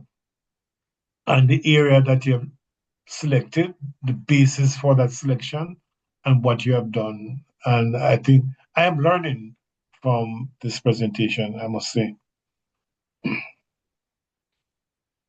Yeah, so Okay. 15 is the number. Yeah. Okay, so 15. We can ask this question of all of the lecturers because, as you'll appreciate, each practicum is different. So if the persons who are going to speak next would remember to tell us what their minimum number would be, it would guide the students in choosing organizations going forward. And of course, there was another question. Does the organization that you choose have to have an established HR function? Obviously, the answer is no, because it could be your practicum to establish that for them, to establish the HR department. But of course, it helps if you have somebody in the organization who understands HR. But remember, you will be working with your lecturers.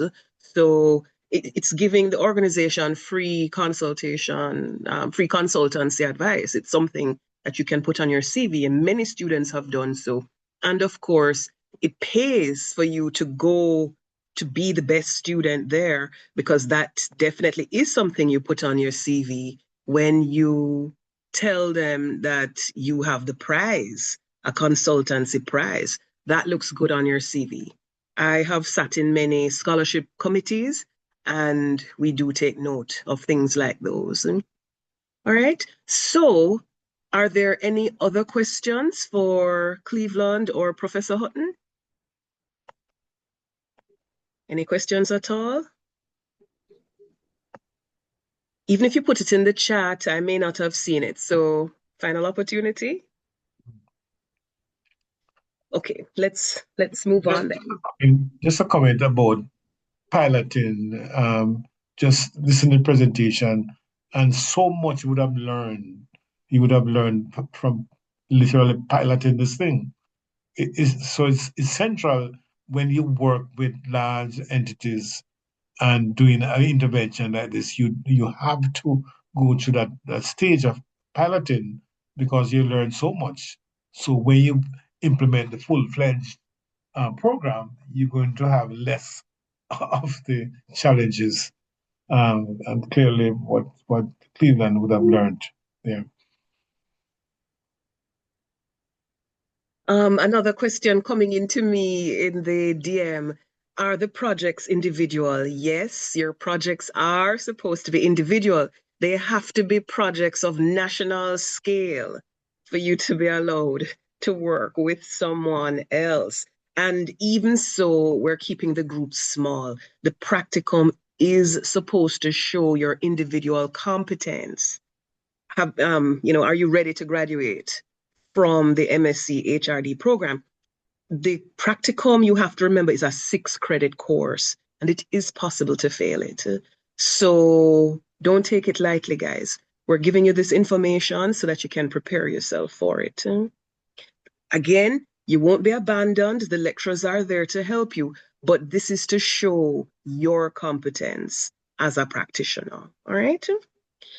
So let me just go down the list. I have Mrs. Bernard Nemard, who can tell us in 3 minutes what would happen if we chose to do the practicum in small business development and growth.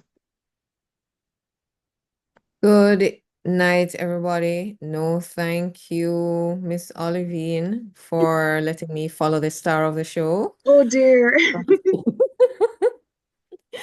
All right. All right. I just want to talk a little bit about the small business development and growth practicum. It basically involves students working closely with a private organization Sorry, are you going to show up a PowerPoint? You said you had one? No, Okay. no, I won't. Thank you. Right, to develop small business development skills, and this is, of course, aligned with the areas that would have been studied in my course, the Small Business Development and Growth course. It's based on a small or medium-sized business. What you had mentioned earlier, Olivine, there is a definition of a small business in Jamaica, and the smallest small business would be 6 persons. And I would accept a business that has 6 persons, so 6 and up. All right. So the practicum, as I said, is based on a local organization, a small or medium-sized business, and it's chosen, of course, by the student and with my approval, of course. The business should be in the process of expanding into a new area, launching a new product or service, entering a new market, for instance, setting up a new branch, introducing something new, a new service, a new anything that is new to that organization. And the bulk of the project is about conducting a feasibility analysis using specified frameworks to determine the projected viability of the new business idea or the new product or service, etc. Now, the small business students would be very familiar with structuring and executing a feasibility analysis. And so that should be pretty comfortable for them. It would include, for instance, industry and market research, assessing market demand for the products, financial forecasts, including things like your costs, your revenues, your profits, etc., projected profits. Determining operational needs. Do you need to set this up online, or, do you have to have a space? Do you have to rent a space, etc.? How much staff do you need, and so on. And it also would include assessing your management capabilities. And an important part of the student's job is to identify the gaps and the risks. So, for instance, regarding the assessing the management capabilities, can your management and also your staffing capabilities, can those structures take this new venture forward? Or do you need some new staff, some new training, etc.? So as I said, it's about identifying what would be needed to move this project forward. And so you would be advising the organization whether it makes sense to go ahead with this business idea or not. And that would be based on your research. As I said, your industry research, your primary research, your secondary research, talking with the organization. It may also involve talking with like organizations as well, industry specialists, etc., who can help you to formulate your conclusions. And then at the end of the day, then you would provide a report that would have meaningful information for the organization to move ahead or not.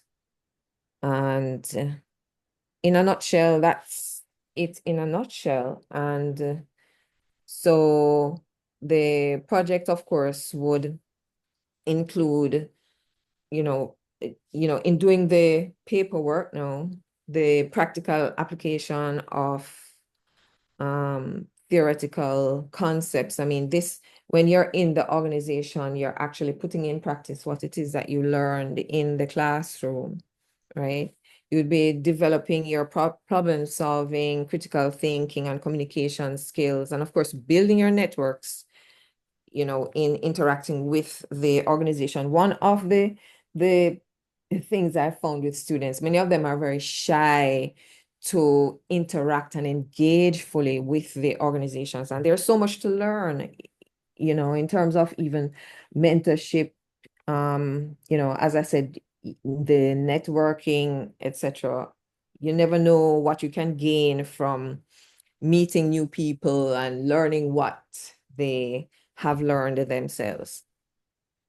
And you would be accessing all of these opportunities, or missing all of these opportunities if you don't engage with the organization. Some shy away and tend to take instruction from the organization to, say, for instance, go on the road and research something, and they spend a lot of time outside of the organization and they're not engaging with the organization. And it's very, very important to do so, and of course to meet with your supervisors regularly.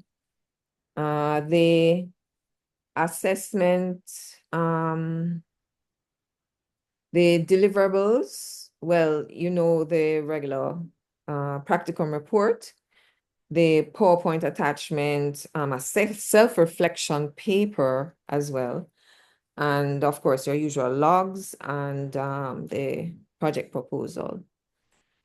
That's it in a nutshell.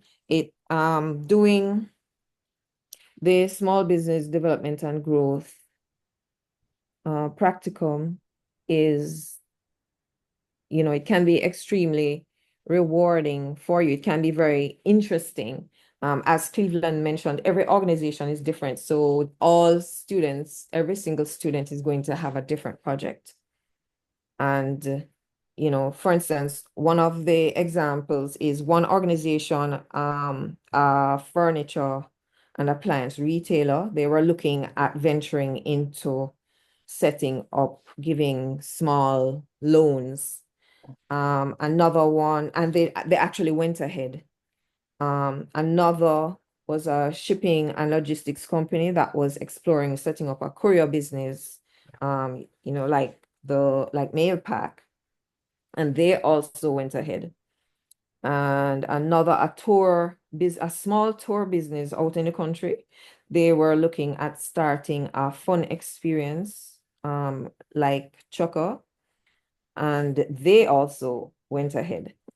And so we've had some amount of success with the practicums and our practicum students. Many have performed at a very high level, I'm pleased to say. And thank you. That's it for me. Any questions?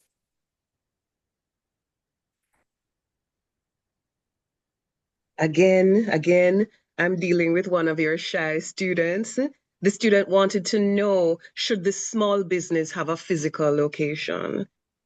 You had said no, because that could be one of the recommendations that you make, Right. but you can elaborate.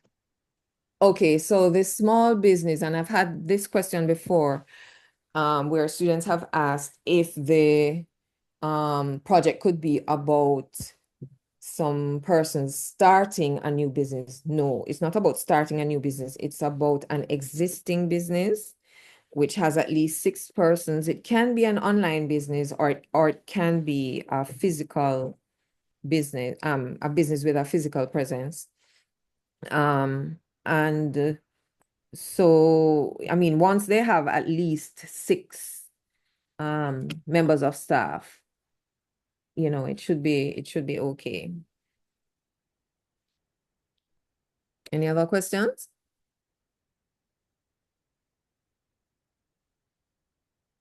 All right. Apparently not. Thank you so much, Mrs. Nemard. Thank you You're so very much. Minimum number of years in operation. Somebody wants to know about that. 3 years. 3 years. Okay. Let me see. There's another question. Okay, it was Crystal making 2 points. Okay, so 3 years. So it's still a new business, and Relatively, yes. at 3 years is a critical thing. A lot of businesses go out of business within 3 Exactly. years. Mhm. Correct. Okay, so we have that. So any other questions about the small business group? All right. If you think of them, remember, the lecturers are going to be around. They're not going anywhere. So if you find yourself with questions, you can ask them directly, or you can ask me and I'll ask, because as I said, sometimes you have a question that somebody else didn't even think of asking, but the answer to that may help somebody else. So, we're trying to make everybody know, all right, what if the business deals with assignments? Would that be an issue? What if the business deals with assignments? Would that be an issue? I'm not sure what that means. I'm not sure what that means either. Could you ask the question directly, please? Please?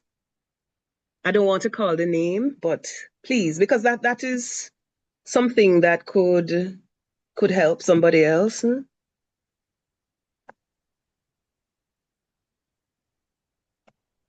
No? What if the business deals with assignments? I don't know what that Or means. reword the question. I'm not sure what you're asking. They do assignments for Could Oh, you mean one of those businesses that does your homework for you? Is that the kind of business? No, no, no, no. Oh my gosh. They do assignments for students. No, no, no, no. We want no, no, no, not that kind of business. All right. Okay. All right. We have 2 persons who deal. Do assign. No, but you will want somebody to do primary school student assignments. we'll talk about this. We'll talk about this because again, all sorts of organizations are coming into play these days that weren't here 30 years ago when the HRD program was established. So we may have to begin defining again what an organization is. So let's look at that. Let us genuinely look at that, and we'll put some amendments into our documents. As you know, I gave you the documents that we used last year. So the documents that people like Cleveland and Shea would have used. We gave those to you this morning, but we'll have some newer documents, some updated ones when it's your turn. So we'll be sure to put something, the kind of organization you can work with in there. Olivine, could the person intention is to ask whether it's a business where you actually prepare assignments for, like you might be working for the Ministry of Education, where you prepare, case books or other forms of project plans and stuff for various levels of education. I don't know if that is what the person is trying to say. If that is it, you can let me know. Yes, you can put You yes need to in the clarify. game chat. Because Dr. Martin Hall she said yes. Dr. Martin Hall has expertise in that area. So I was about to say, so let us take Dr. Martin Hall next. She has expertise in that particular go ahead, area. I'll wait. You can go ahead. I'll wait my turn.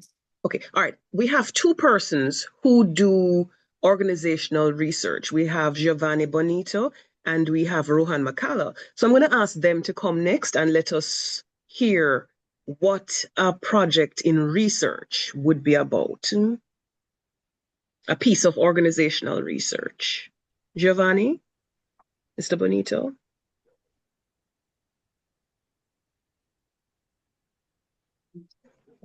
Jay is missing in action, it seems. Oh dear. All right, well, you go ahead, Doc. No, I was just kidding with him. All right, so yes, I'm gonna try and share my screen, Olivine.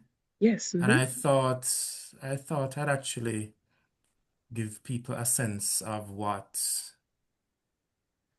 students last time did for their practicum.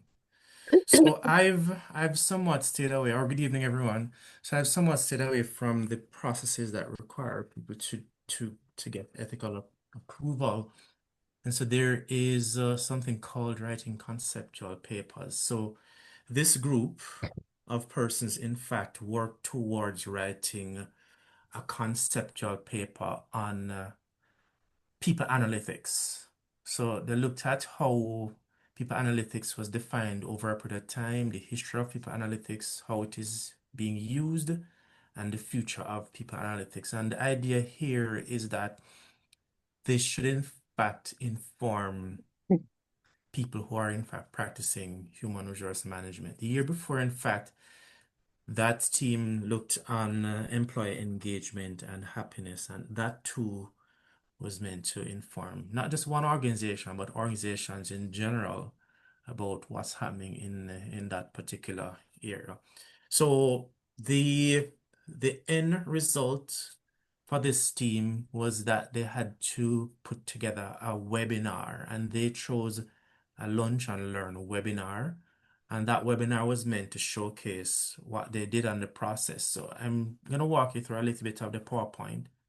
So as I said, they did a systematized review of people analytics literature. So they, in fact, spent their time delving into the literature and putting together a synthesis. So they did analysis, but a synthesis of what actually obtained in the literature to date about people analytics. So they did a little bit of agenda where they outlined the background to the study, the purpose, the significance, all of that stuff.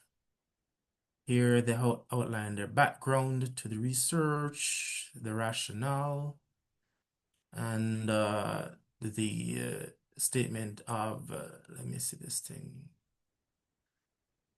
I think this was a statement of, there's a little bit of blocking going on here. Let me just pull this down a little bit. Statement of the problem. And then I went into talk about the purpose for the paper. Yeah. So this is kind of taking the form of a normal research paper, but the idea here is that rather going out into the field, they'd actually go into the research, into the literature. A part of what I'd encourage them to do was to kind of canvas from HR professionals what they would want to see coming out of this bit of research that they went into, right? Because then they would actually use that to inform or to tell people what they found. So it's literally like they were a group doing the research and then should go back to others.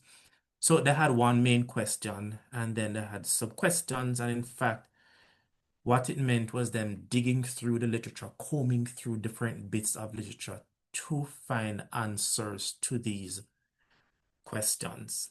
Yeah.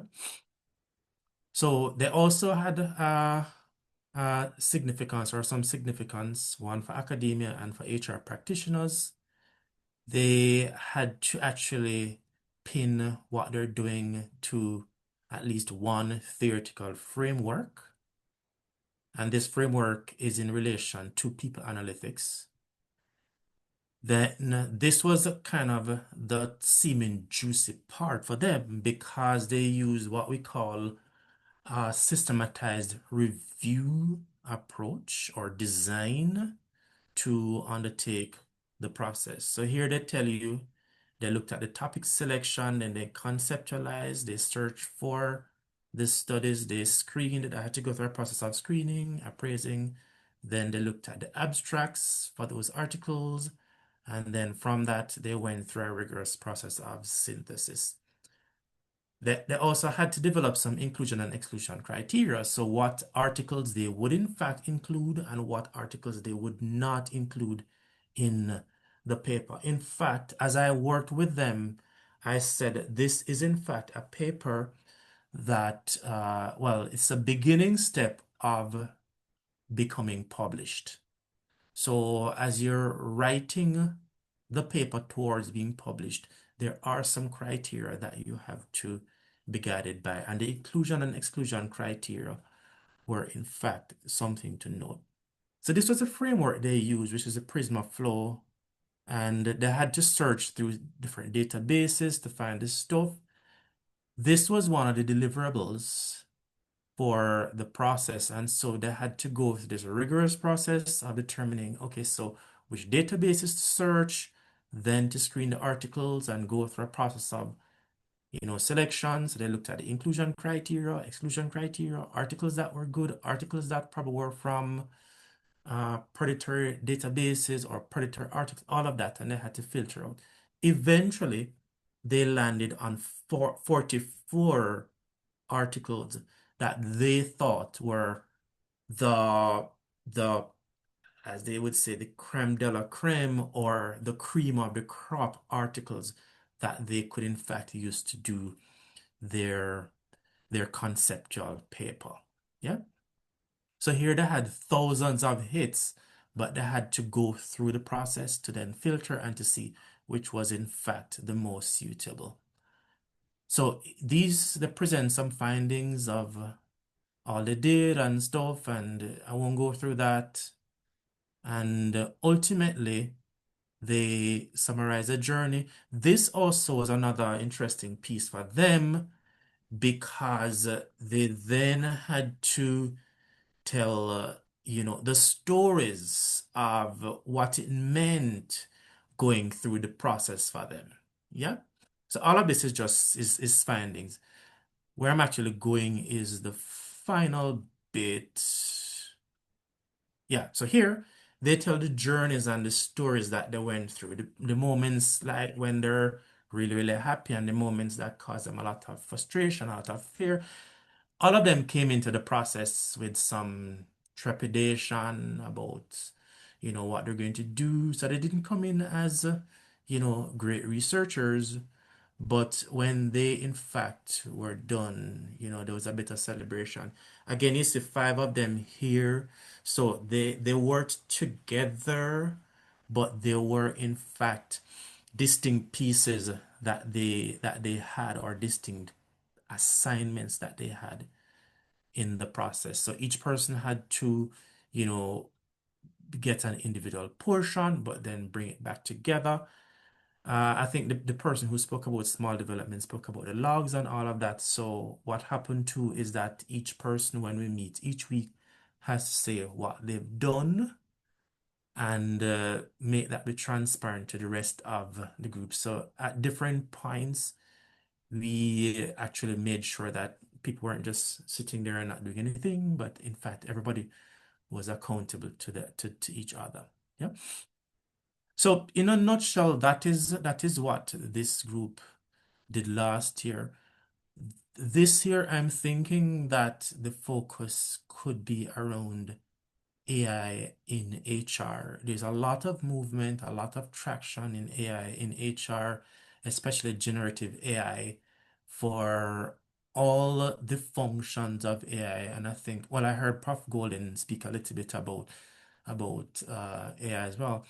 And so that's kind of what I'm thinking we should do this year. But again, whichever the team is, we'll have to kind of do a little bit of canvassing of the HR landscape to see where, or to get a sense of where HR practitioners would want to see them going, in terms of going and digging into the literature to then unearth uh, findings or responses to the primary research question that is going to be on the table.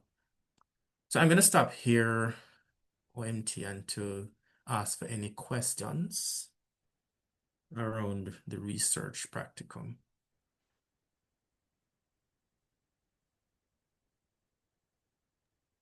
Any questions, guys?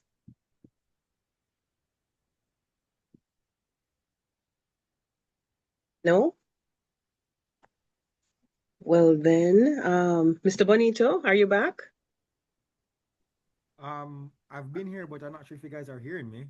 Okay, we're hearing you now and seeing you as Yes, we're well. hearing, sir. Okay, great. I mean, Rohan covered it for the most part. Dr. McCullough covered it for the most part. Last practicum, which was my first, we looked at AI in recruitment. I wish I had a copy to share here, but it's not on this laptop. However, I think this year we're going to look at organizational culture and the multifaceted workforce generation that we have now. Um, it does follow up a similar structure to Dr. McCullough's practicum as well, where you will be required to do a piece of research paper, and there's a journal that you have to do as well, just to reflect on the whole process. Last year, I think we had a group of 4. This year, we're cutting it down to very low, sir. I am so sorry. Really hope you can hear me now. I might have to just talk all the way up in the computer. But this year we're doing a group of 3. And if we have, other persons who want to join, it's gonna be groups of 3, so that everybody can get a taste of what it's like to put together a research paper. I know in a group, if the group is more, some persons might be lost in it. Some persons might not be able to work on something that they're weak on. And the practicum is actually here to build persons into proficient researchers. Yes, it's pretty straightforward. I mean, I normally ask the students to cover 3 questions as well when you are looking to do a research practicum. You look at, is there a clear HR related issue, such as training effectiveness, leadership development, engagement, culture. Will I realistically be able to collect data, the surveys, or documents within the time available? A lot of companies will say yes, but when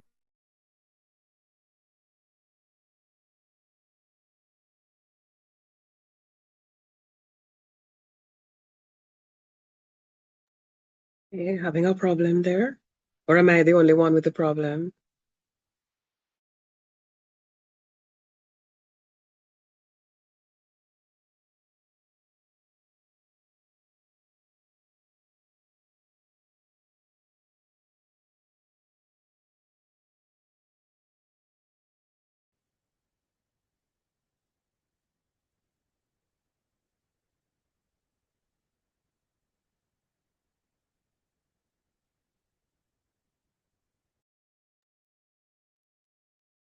Mr. Bonito? Yeah, that's it for me, OMT. Okay, thanks.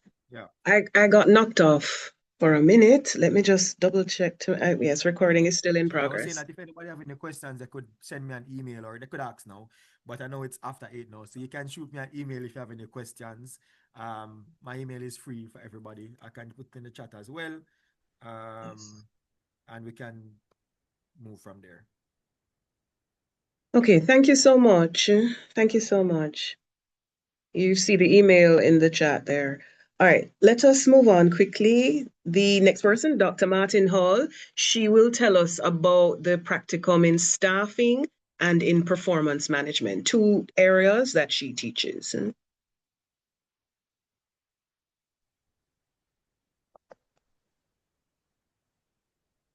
Okay, good evening again, everybody. Being last is never usually the best, even though they always say you keep the best for last. But, you know, I like to defer to some of my colleagues because I've been around a long time. So I like to give them the privilege of going before. Dr. Hutton and myself are the two long-standing members, you know, of the program.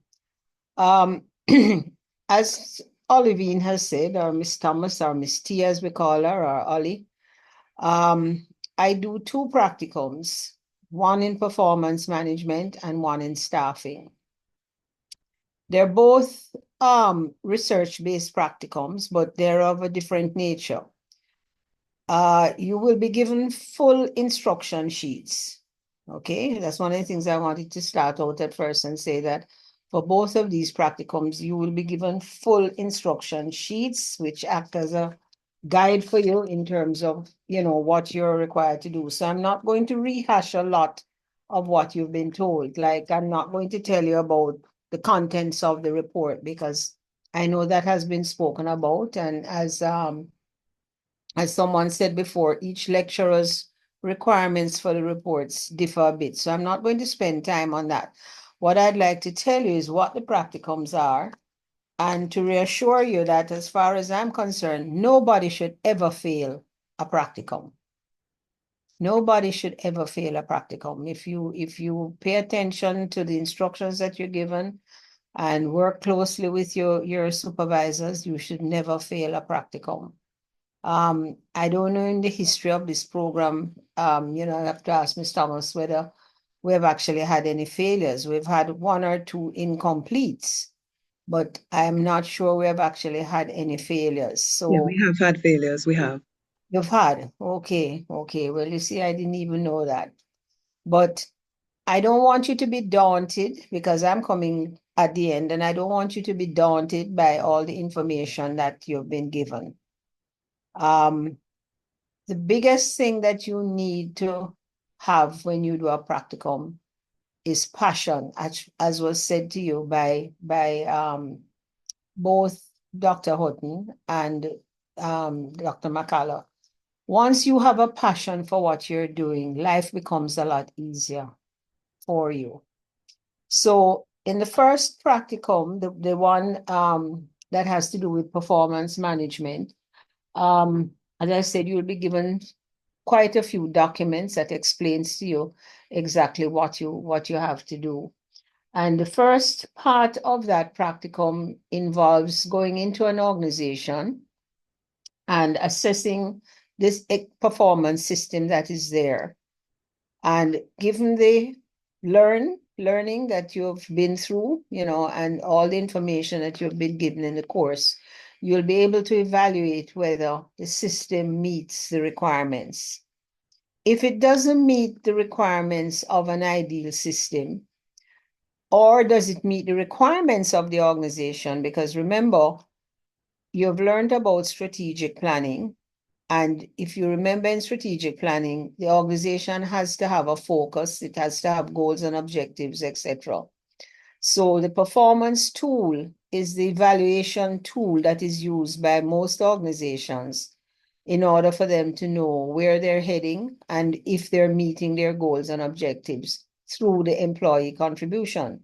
So when you evaluate the organization, you're going to see whether the tool that they're using is in keeping with their strategic direction or not. And of course, after you've done the research, then you'll decide what is the intervention. Is there some part of the instrument that they're using that needs to be tweaked? You know, are the employees not understanding what performance evaluation is about?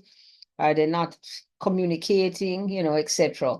So several things could come forward, but you're going to choose what would have been the major intervention and you will develop that. Now, I'm not requiring you to implement the intervention, but you will develop the intervention so that the organization is able to use the intervention.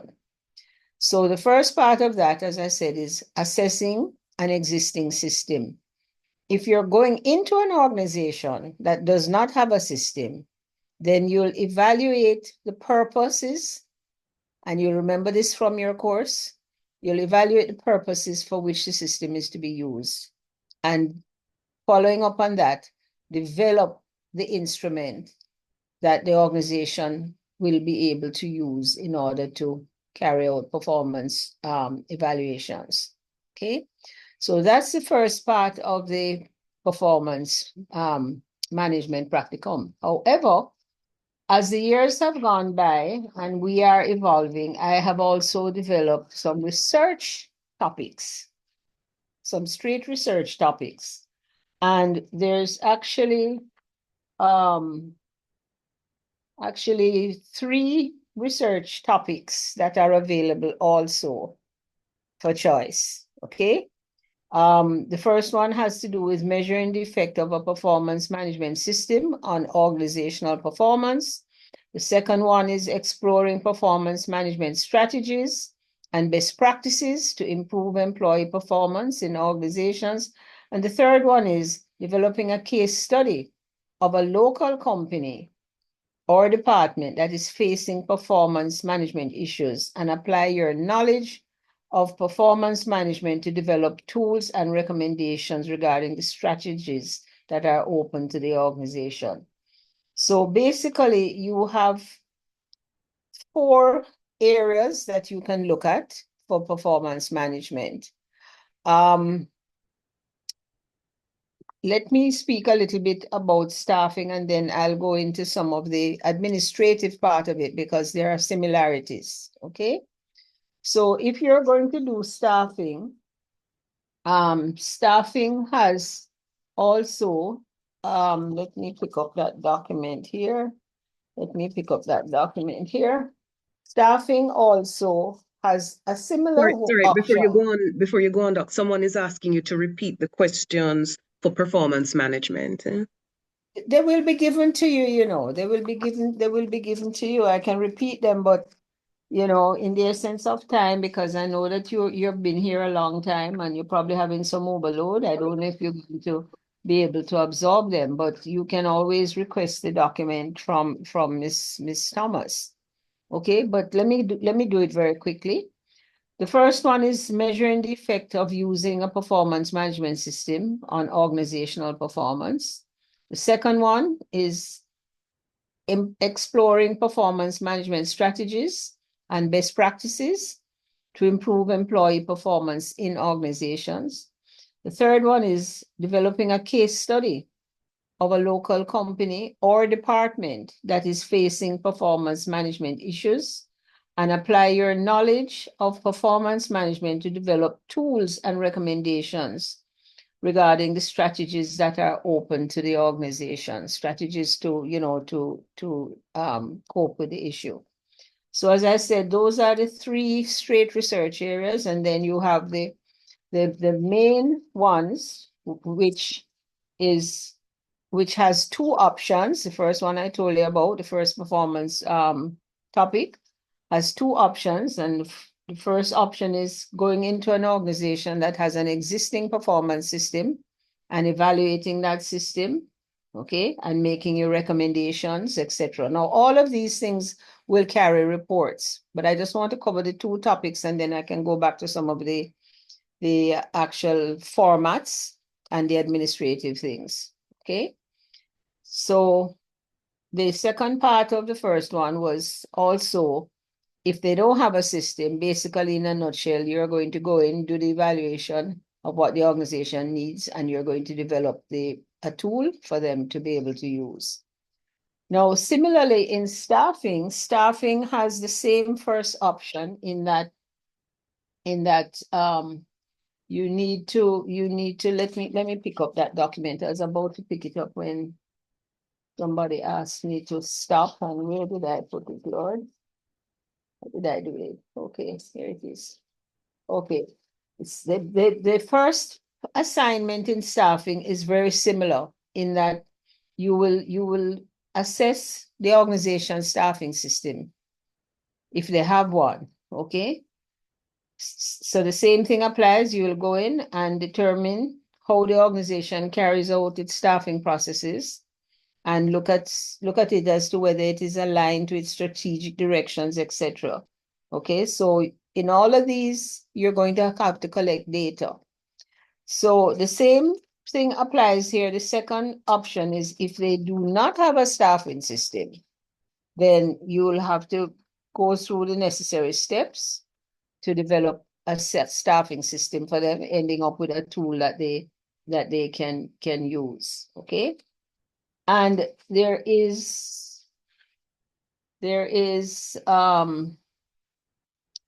one research area, three, I'm sorry, there are four research areas available to you in staffing, 4 additional research areas. The first one is to identify and evaluate the issues that are associated with student orientation and onboarding, okay, in actually the HR unit of the university. Okay, so we have one staffing practicum that is devoted for you to question Ms. Thomas and come up with the data to see whether the orientation and onboarding in the HR graduate programs units, what is happening, are we having any issues, and of course, develop the necessary tools that will end up being of value to the unit for future use in terms of onboarding of, new students to come in. The second one is to evaluate existing talent management strategies and create a manual of best practices that may be used to hire, develop, and retain the best talent in an organization. And the third one is to create a guide that is aimed at helping an organization of your choice to develop a workforce plan to address their skill gaps. And lastly, you want to do an overall assessment of staffing in a Jamaican organization. Do an overall assessment of the effectiveness of the staffing system in a Jamaican organization. So you have a range of topics available to you. Now, all of these will carry the requirements for research, of course, for you to collect data and for you to prepare, your analysis, like you've seen from some of the presentations. As a matter of fact, the presentation that Shay did, followed exactly to a T the requirements. So you'll be collecting data, you'll be doing a literature review, and you'll be using that to inform, what you have to do. So you'll be doing the same sort of layout, doing a problem statement, doing a literature review, doing the analysis, and writing your report, and coming up with an intervention at the end, which is whatever you're going to use to solve the issue that you have. Now, a lot of persons have been asking about size. For the first interventions, the one where you need to assess the organization, because performance management systems are not naturally found in small organizations, It means that we have to look to a slightly larger sample size than what I've been hearing about from all the other practicums, okay? So I usually say that you need to try and find an organization that has between 30 and 50 persons. And the reason for that is, as Dr. Hutton also mentioned, sometimes you have a lot of people drop out. And you have to guard against that, because what that does is it prevents you from doing a proper analysis, okay? Now, your analysis can either be qualitative, or it can be quantitative, or it can be a mixture, depending on what you find. In the terms of performance management, most times that is mixed, because you need a mixture of hearing the employee feedback, like you would have done an employee satisfaction survey almost, but you need that kind of feedback and you need to be able to analyze it, okay? And the other reason for the size is that you need a mixture of management and non-management in both staffing and performance management in order for you to really have valid information. So you'll have to look at the organization and see how they're structured, because in addition to the survey, you'll need to do some interviews, etc. Our meetings are weekly, but I get to a point where we don't have meetings, because after you've collected your data, I want you to devote time to preparing that analysis and preparing your report in a proper state. But I'm still accessible during that time. So it's not that you've just gone off on your own, but I want extra time devoted to ensuring that you're producing quality work. One of the first tools that I give you to ensure that you stay on track is I allow you to develop in the first week of your practicum. You're required to develop a work plan. I will provide you with a sample so that you see what the format is like. But I need you to develop a work plan so that you can keep yourself on track.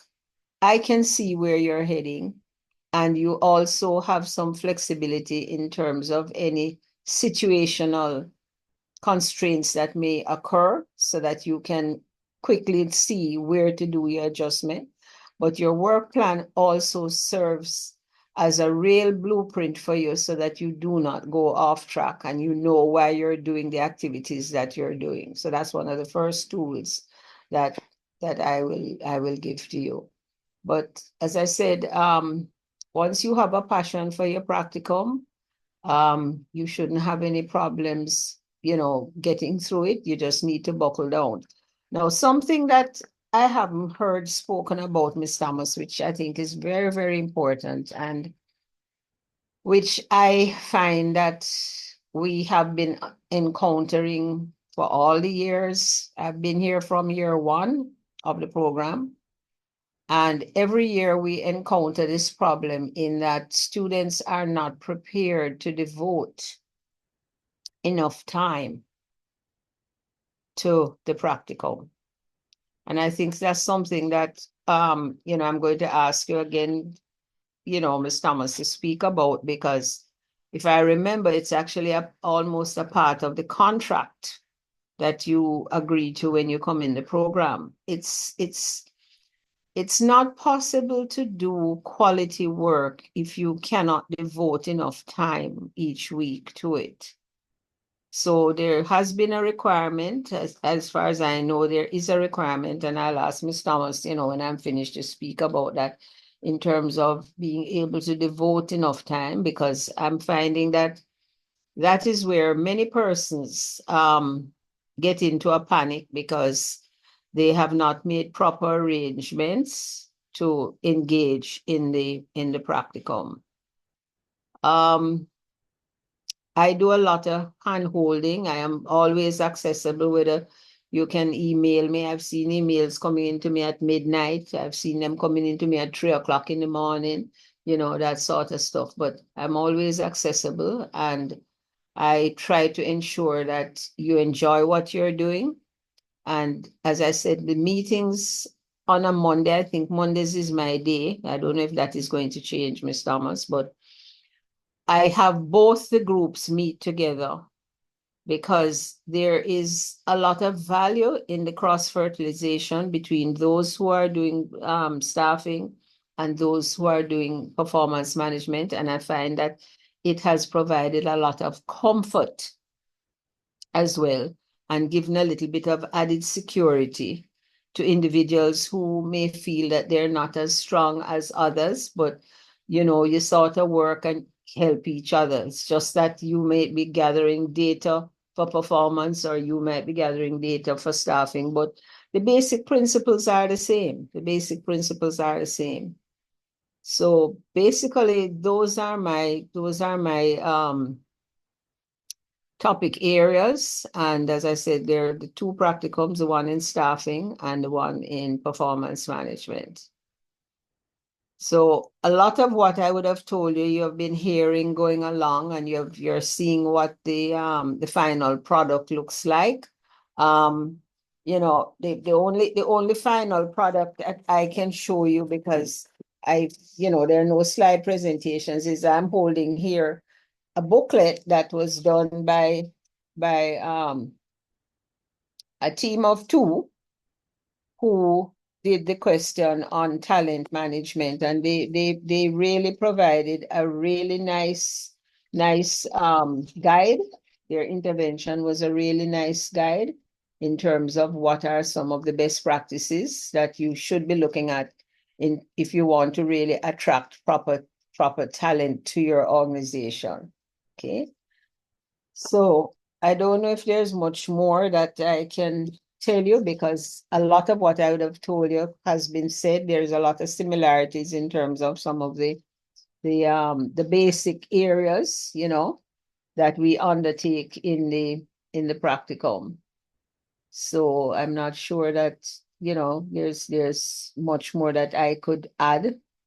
But when we meet, I ensure that you achieve a level of comfort, not too much comfort that you don't go off and do the work, but that you achieve a fair level of comfort and, have a lot of self-confidence, because that is also what is very important. Believing in yourself, believe that you can do this, and it's your last set of courses. It's vital to you, and you don't want to have come this far and then start to feel that, this is not something you can do. But it's very, very important. The practicum itself, as you've been told, has made a lot of difference to many persons' lives.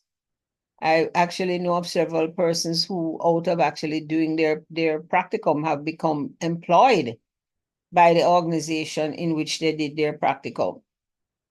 So, there's a lot to be gained. It's a lot of good knowledge, and it really does help you to become a quality practitioner, a real high-class practitioner, because you can speak with confidence after you have finished your practicum, if that is the area of choice that you feel you want to continue your work in. So I don't know if there's anything else that I can tell you, if I've missed out anything, but as I said, a lot of the same things that you have heard will pertain to my practicum. And all I ask is that you come and you have a passion, and you're willing to share, you're willing to share, and you're willing to, jump right in, and we just get what has to be done. Okay, So thank you, Doc. Yes, Doc did mention that area. We had not spoken about it. The practicum does have a time demand. You are supposed to be able to devote 3 days per week for 8 weeks to the practicum. So you'll have to make arrangements with your organizations to take leave, because you will not be allowed to conduct the practicum at your organization. You have to find another organization in which to do your practicum, which, as I said, is one of the reasons that we're doing this exercise this evening, to give you time to go and research and find an organization with which you can work. So 3 full days for the week.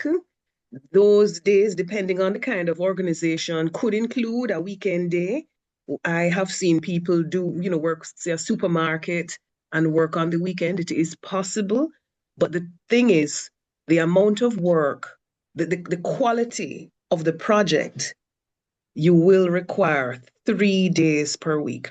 Now, you don't have to be sitting in the organization for the 3 days for the week. You can be out there gathering data. You can be analyzing the data at your home at 2 o'clock in the morning.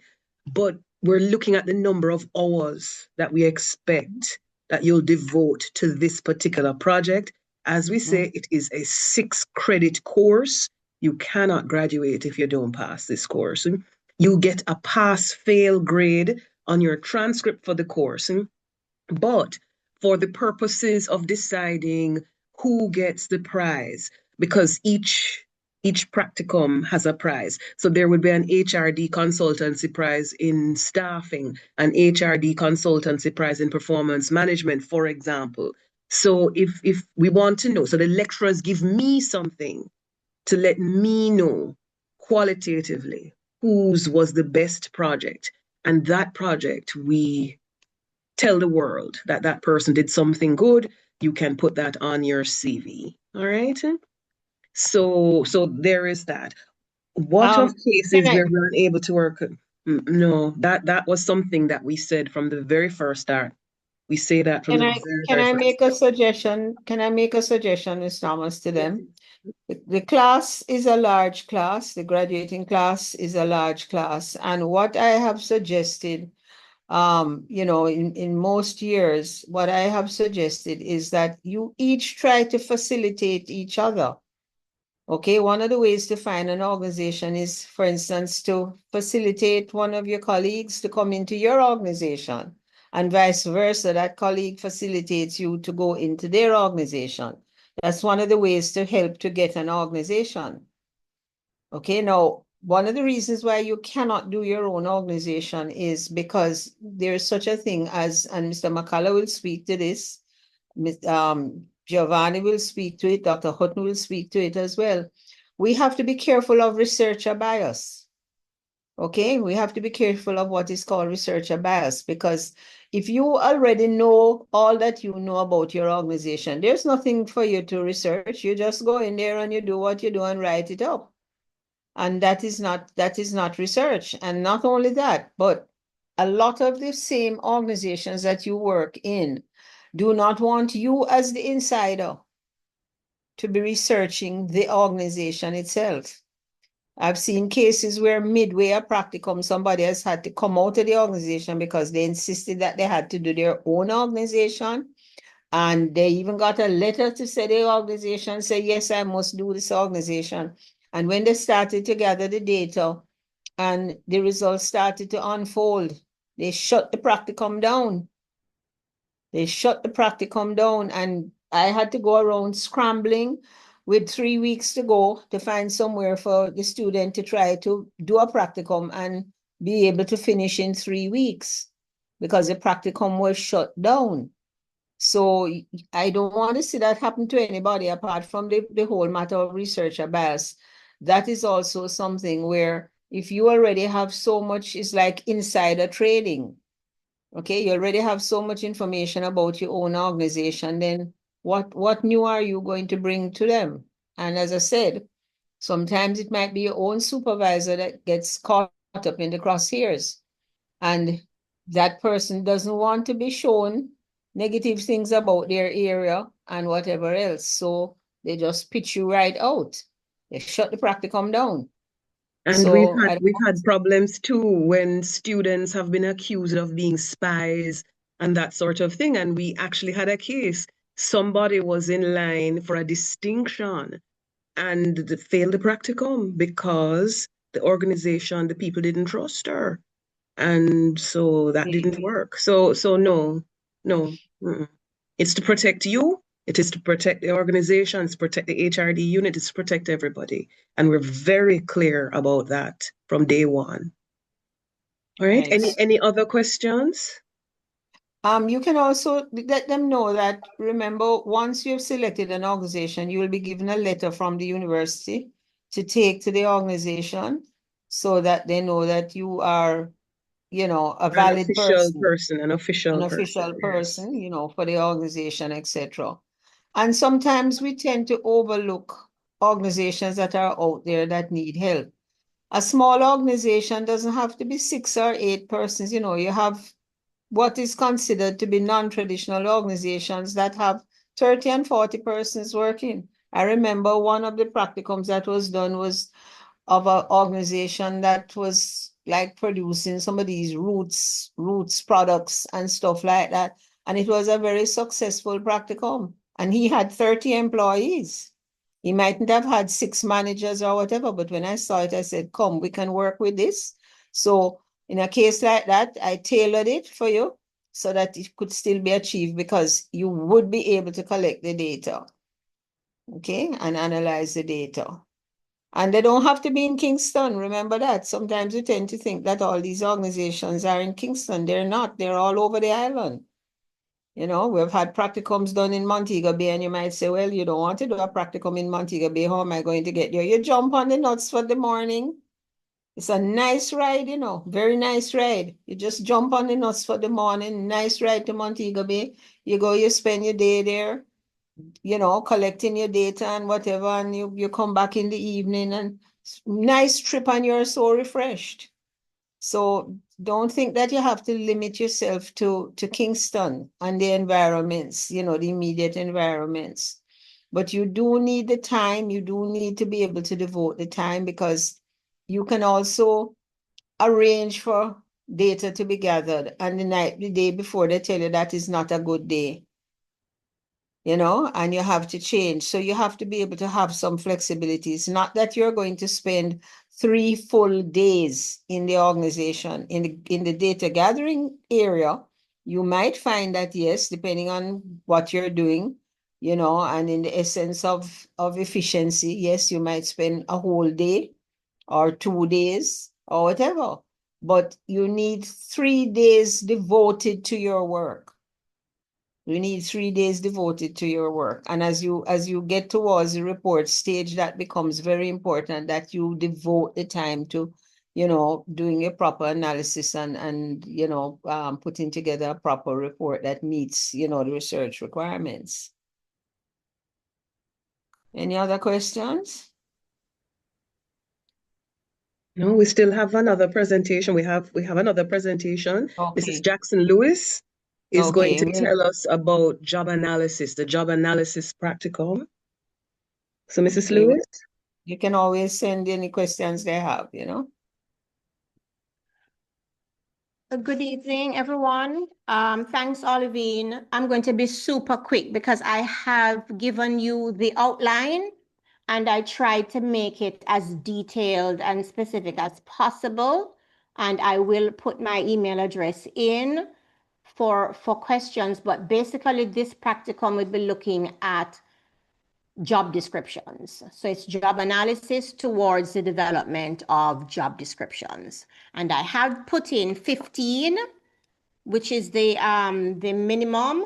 But of course, I'd be willing to work with persons if there are any challenges, if the business is, we'll be able to work it through. I do want enough different jobs to make it substantive, to give you a challenge of doing different levels of jobs, management, supervisory, line, and so on.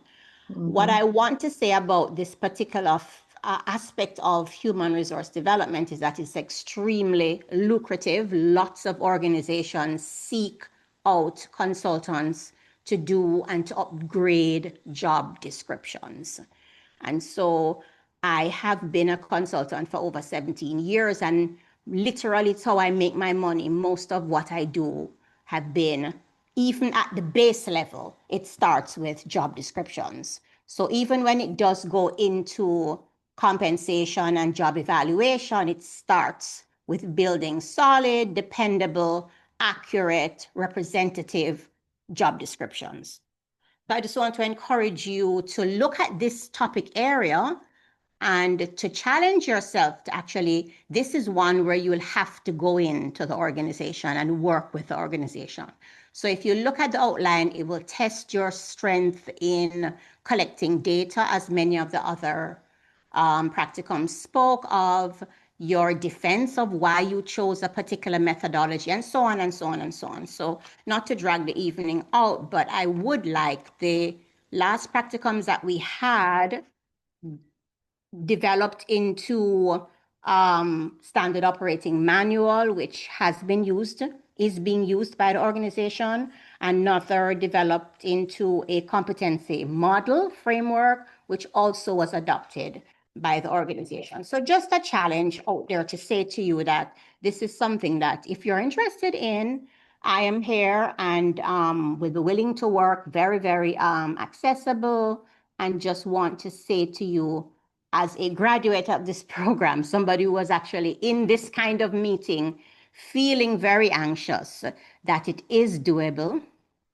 And even right now, if you're not thinking about what you want to do, don't get stressed or anxious. That's the enemy. Just know that whatever you're interested in, you can flesh it out with our help. So that's my final word, Miss OMT. All right, thank you so much. Thank you so much. All right, I just have one other thing. I wanted to invite any of the other students who have done the practicum, if they had any pieces of advice for the persons who are coming behind them. If anything, any little tips, anything, any encouragement, anything.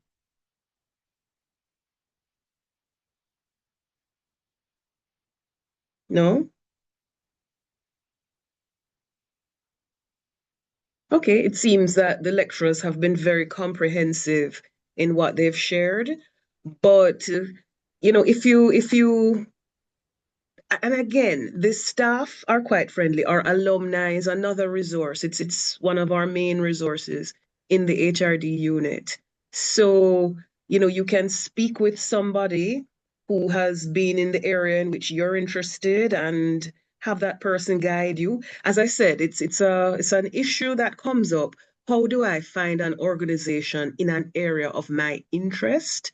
So perhaps you can find somebody who did an area like you before and find out how they manage that. So the only thing that's left then is for Jovel to come on and let us hear what he has to say. All right, Jovel? All right. Good night, everyone. I'm here to do the vote of thanks. I could be as short as Mr. Bonito and say good night and thank you for coming. But in true HR style, I want everyone to leave here feeling appreciated and valued. So first, I want to thank the lecturers for walking us through the practicum options. Your overviews were clear, thoughtful, and most importantly, helped to turn what can feel like an overwhelming process into something achievable. And we truly appreciate the time and the energy and the guidance that you've shared with us today. And for next year, may the best lecturer win in presenting the top students, and hopefully it'll be whichever lecturer that I choose to go with. And with that, I want to thank Shay and Cleveland, who shared generously their experiences and work. Your presentation gave us a real practical glimpse into what lies ahead. Not just the theory, but the lived experiences. You made it real, relatable, and motivating. I'd also like to extend a sincere thanks to OMT, our coordinator and the miracle worker, for bringing everything together, keeping the session running smoothly, and the continued support behind the scenes that make a moment like this possible. And finally, thank you to everyone here for staying and engaging all the way through. No small feat after a long session and a long day. However, all the best as we approach the finish line, and good night. Thank you. Thank you so much. There are just a couple of questions. Were there other lecturers who offer practica that we haven't heard from? Dr. Morgan, she came online, but she had to leave. She does a practicum in group dynamics. We can ask her to share some information with you. And Mrs. Ware and Ms. Dehaney both do training. They did not present tonight. We do not have a practicum in financial data analysis, and we do not have a practicum in IR either. So the practicum in IR is extremely rare. We will not be having that this year. So that's it. So you've really and truly seen what we have to offer. Okay, guys? Okay, before you go, OMT, can you just reaffirm for them when they'll have to make these choices? Because, you know, that sometimes is a problem for us in terms of them making the choices and then the switching back and forth. So we have to sort of put a little bit of a clamp on that switching back and forth, you know, because then people don't settle down and they find themselves in a rut.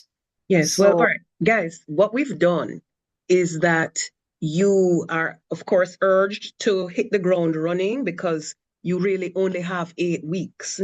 But we do allow you to go to one meeting and then we don't allow changes after the first week.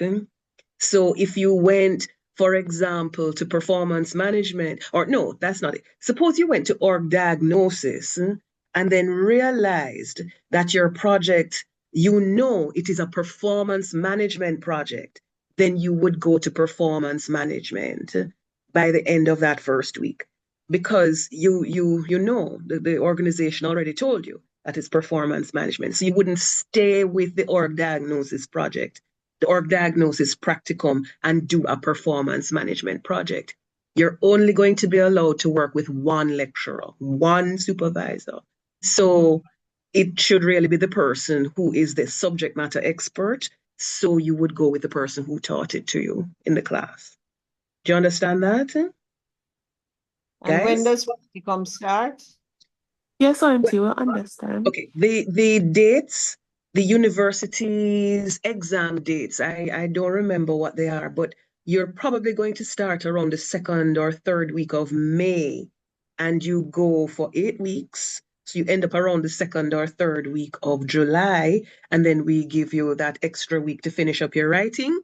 The thing is, we try not to give you extensions because the graduation list has to be published. If you want your name in the graduation booklet, I have to get the grades from the lecturers and I have to submit your academic record to the Office of Graduate Studies. I have to make sure that all grades are in at exam section and submit all your grades to the Office of Graduate Studies if you want to be on the graduation list. So this is one of the reasons we urge you to be very tight in what you're doing because you have to give the lecturers time to mark these papers to get your grades into me so that I can get them into the university. All right, so it can't be. This is not a time for you to take your foot off the gas. You really have to press here and just get through this last hurdle. And as I said, this is one of the reasons we're telling you this from early. We want to make sure that everyone is on that graduation list. Because again, I'm not going to hold up the list because 3 people with that practicum aren't on the list. No, it will be that everybody else is on the list and those 3 are not on the list. I don't want to do that to anybody. Okay, But guys? that's, as you said before, though, Ms. Thomas, it's very important for them to find the organization. Last year, I know that there were a lot of difficulties because 2 weeks into the practicum, persons had not found an organization. I remember us having to bat our heads out and try to figure what to do because there were some persons who had not found any organizations to work with up to 2 weeks after the practicum had started.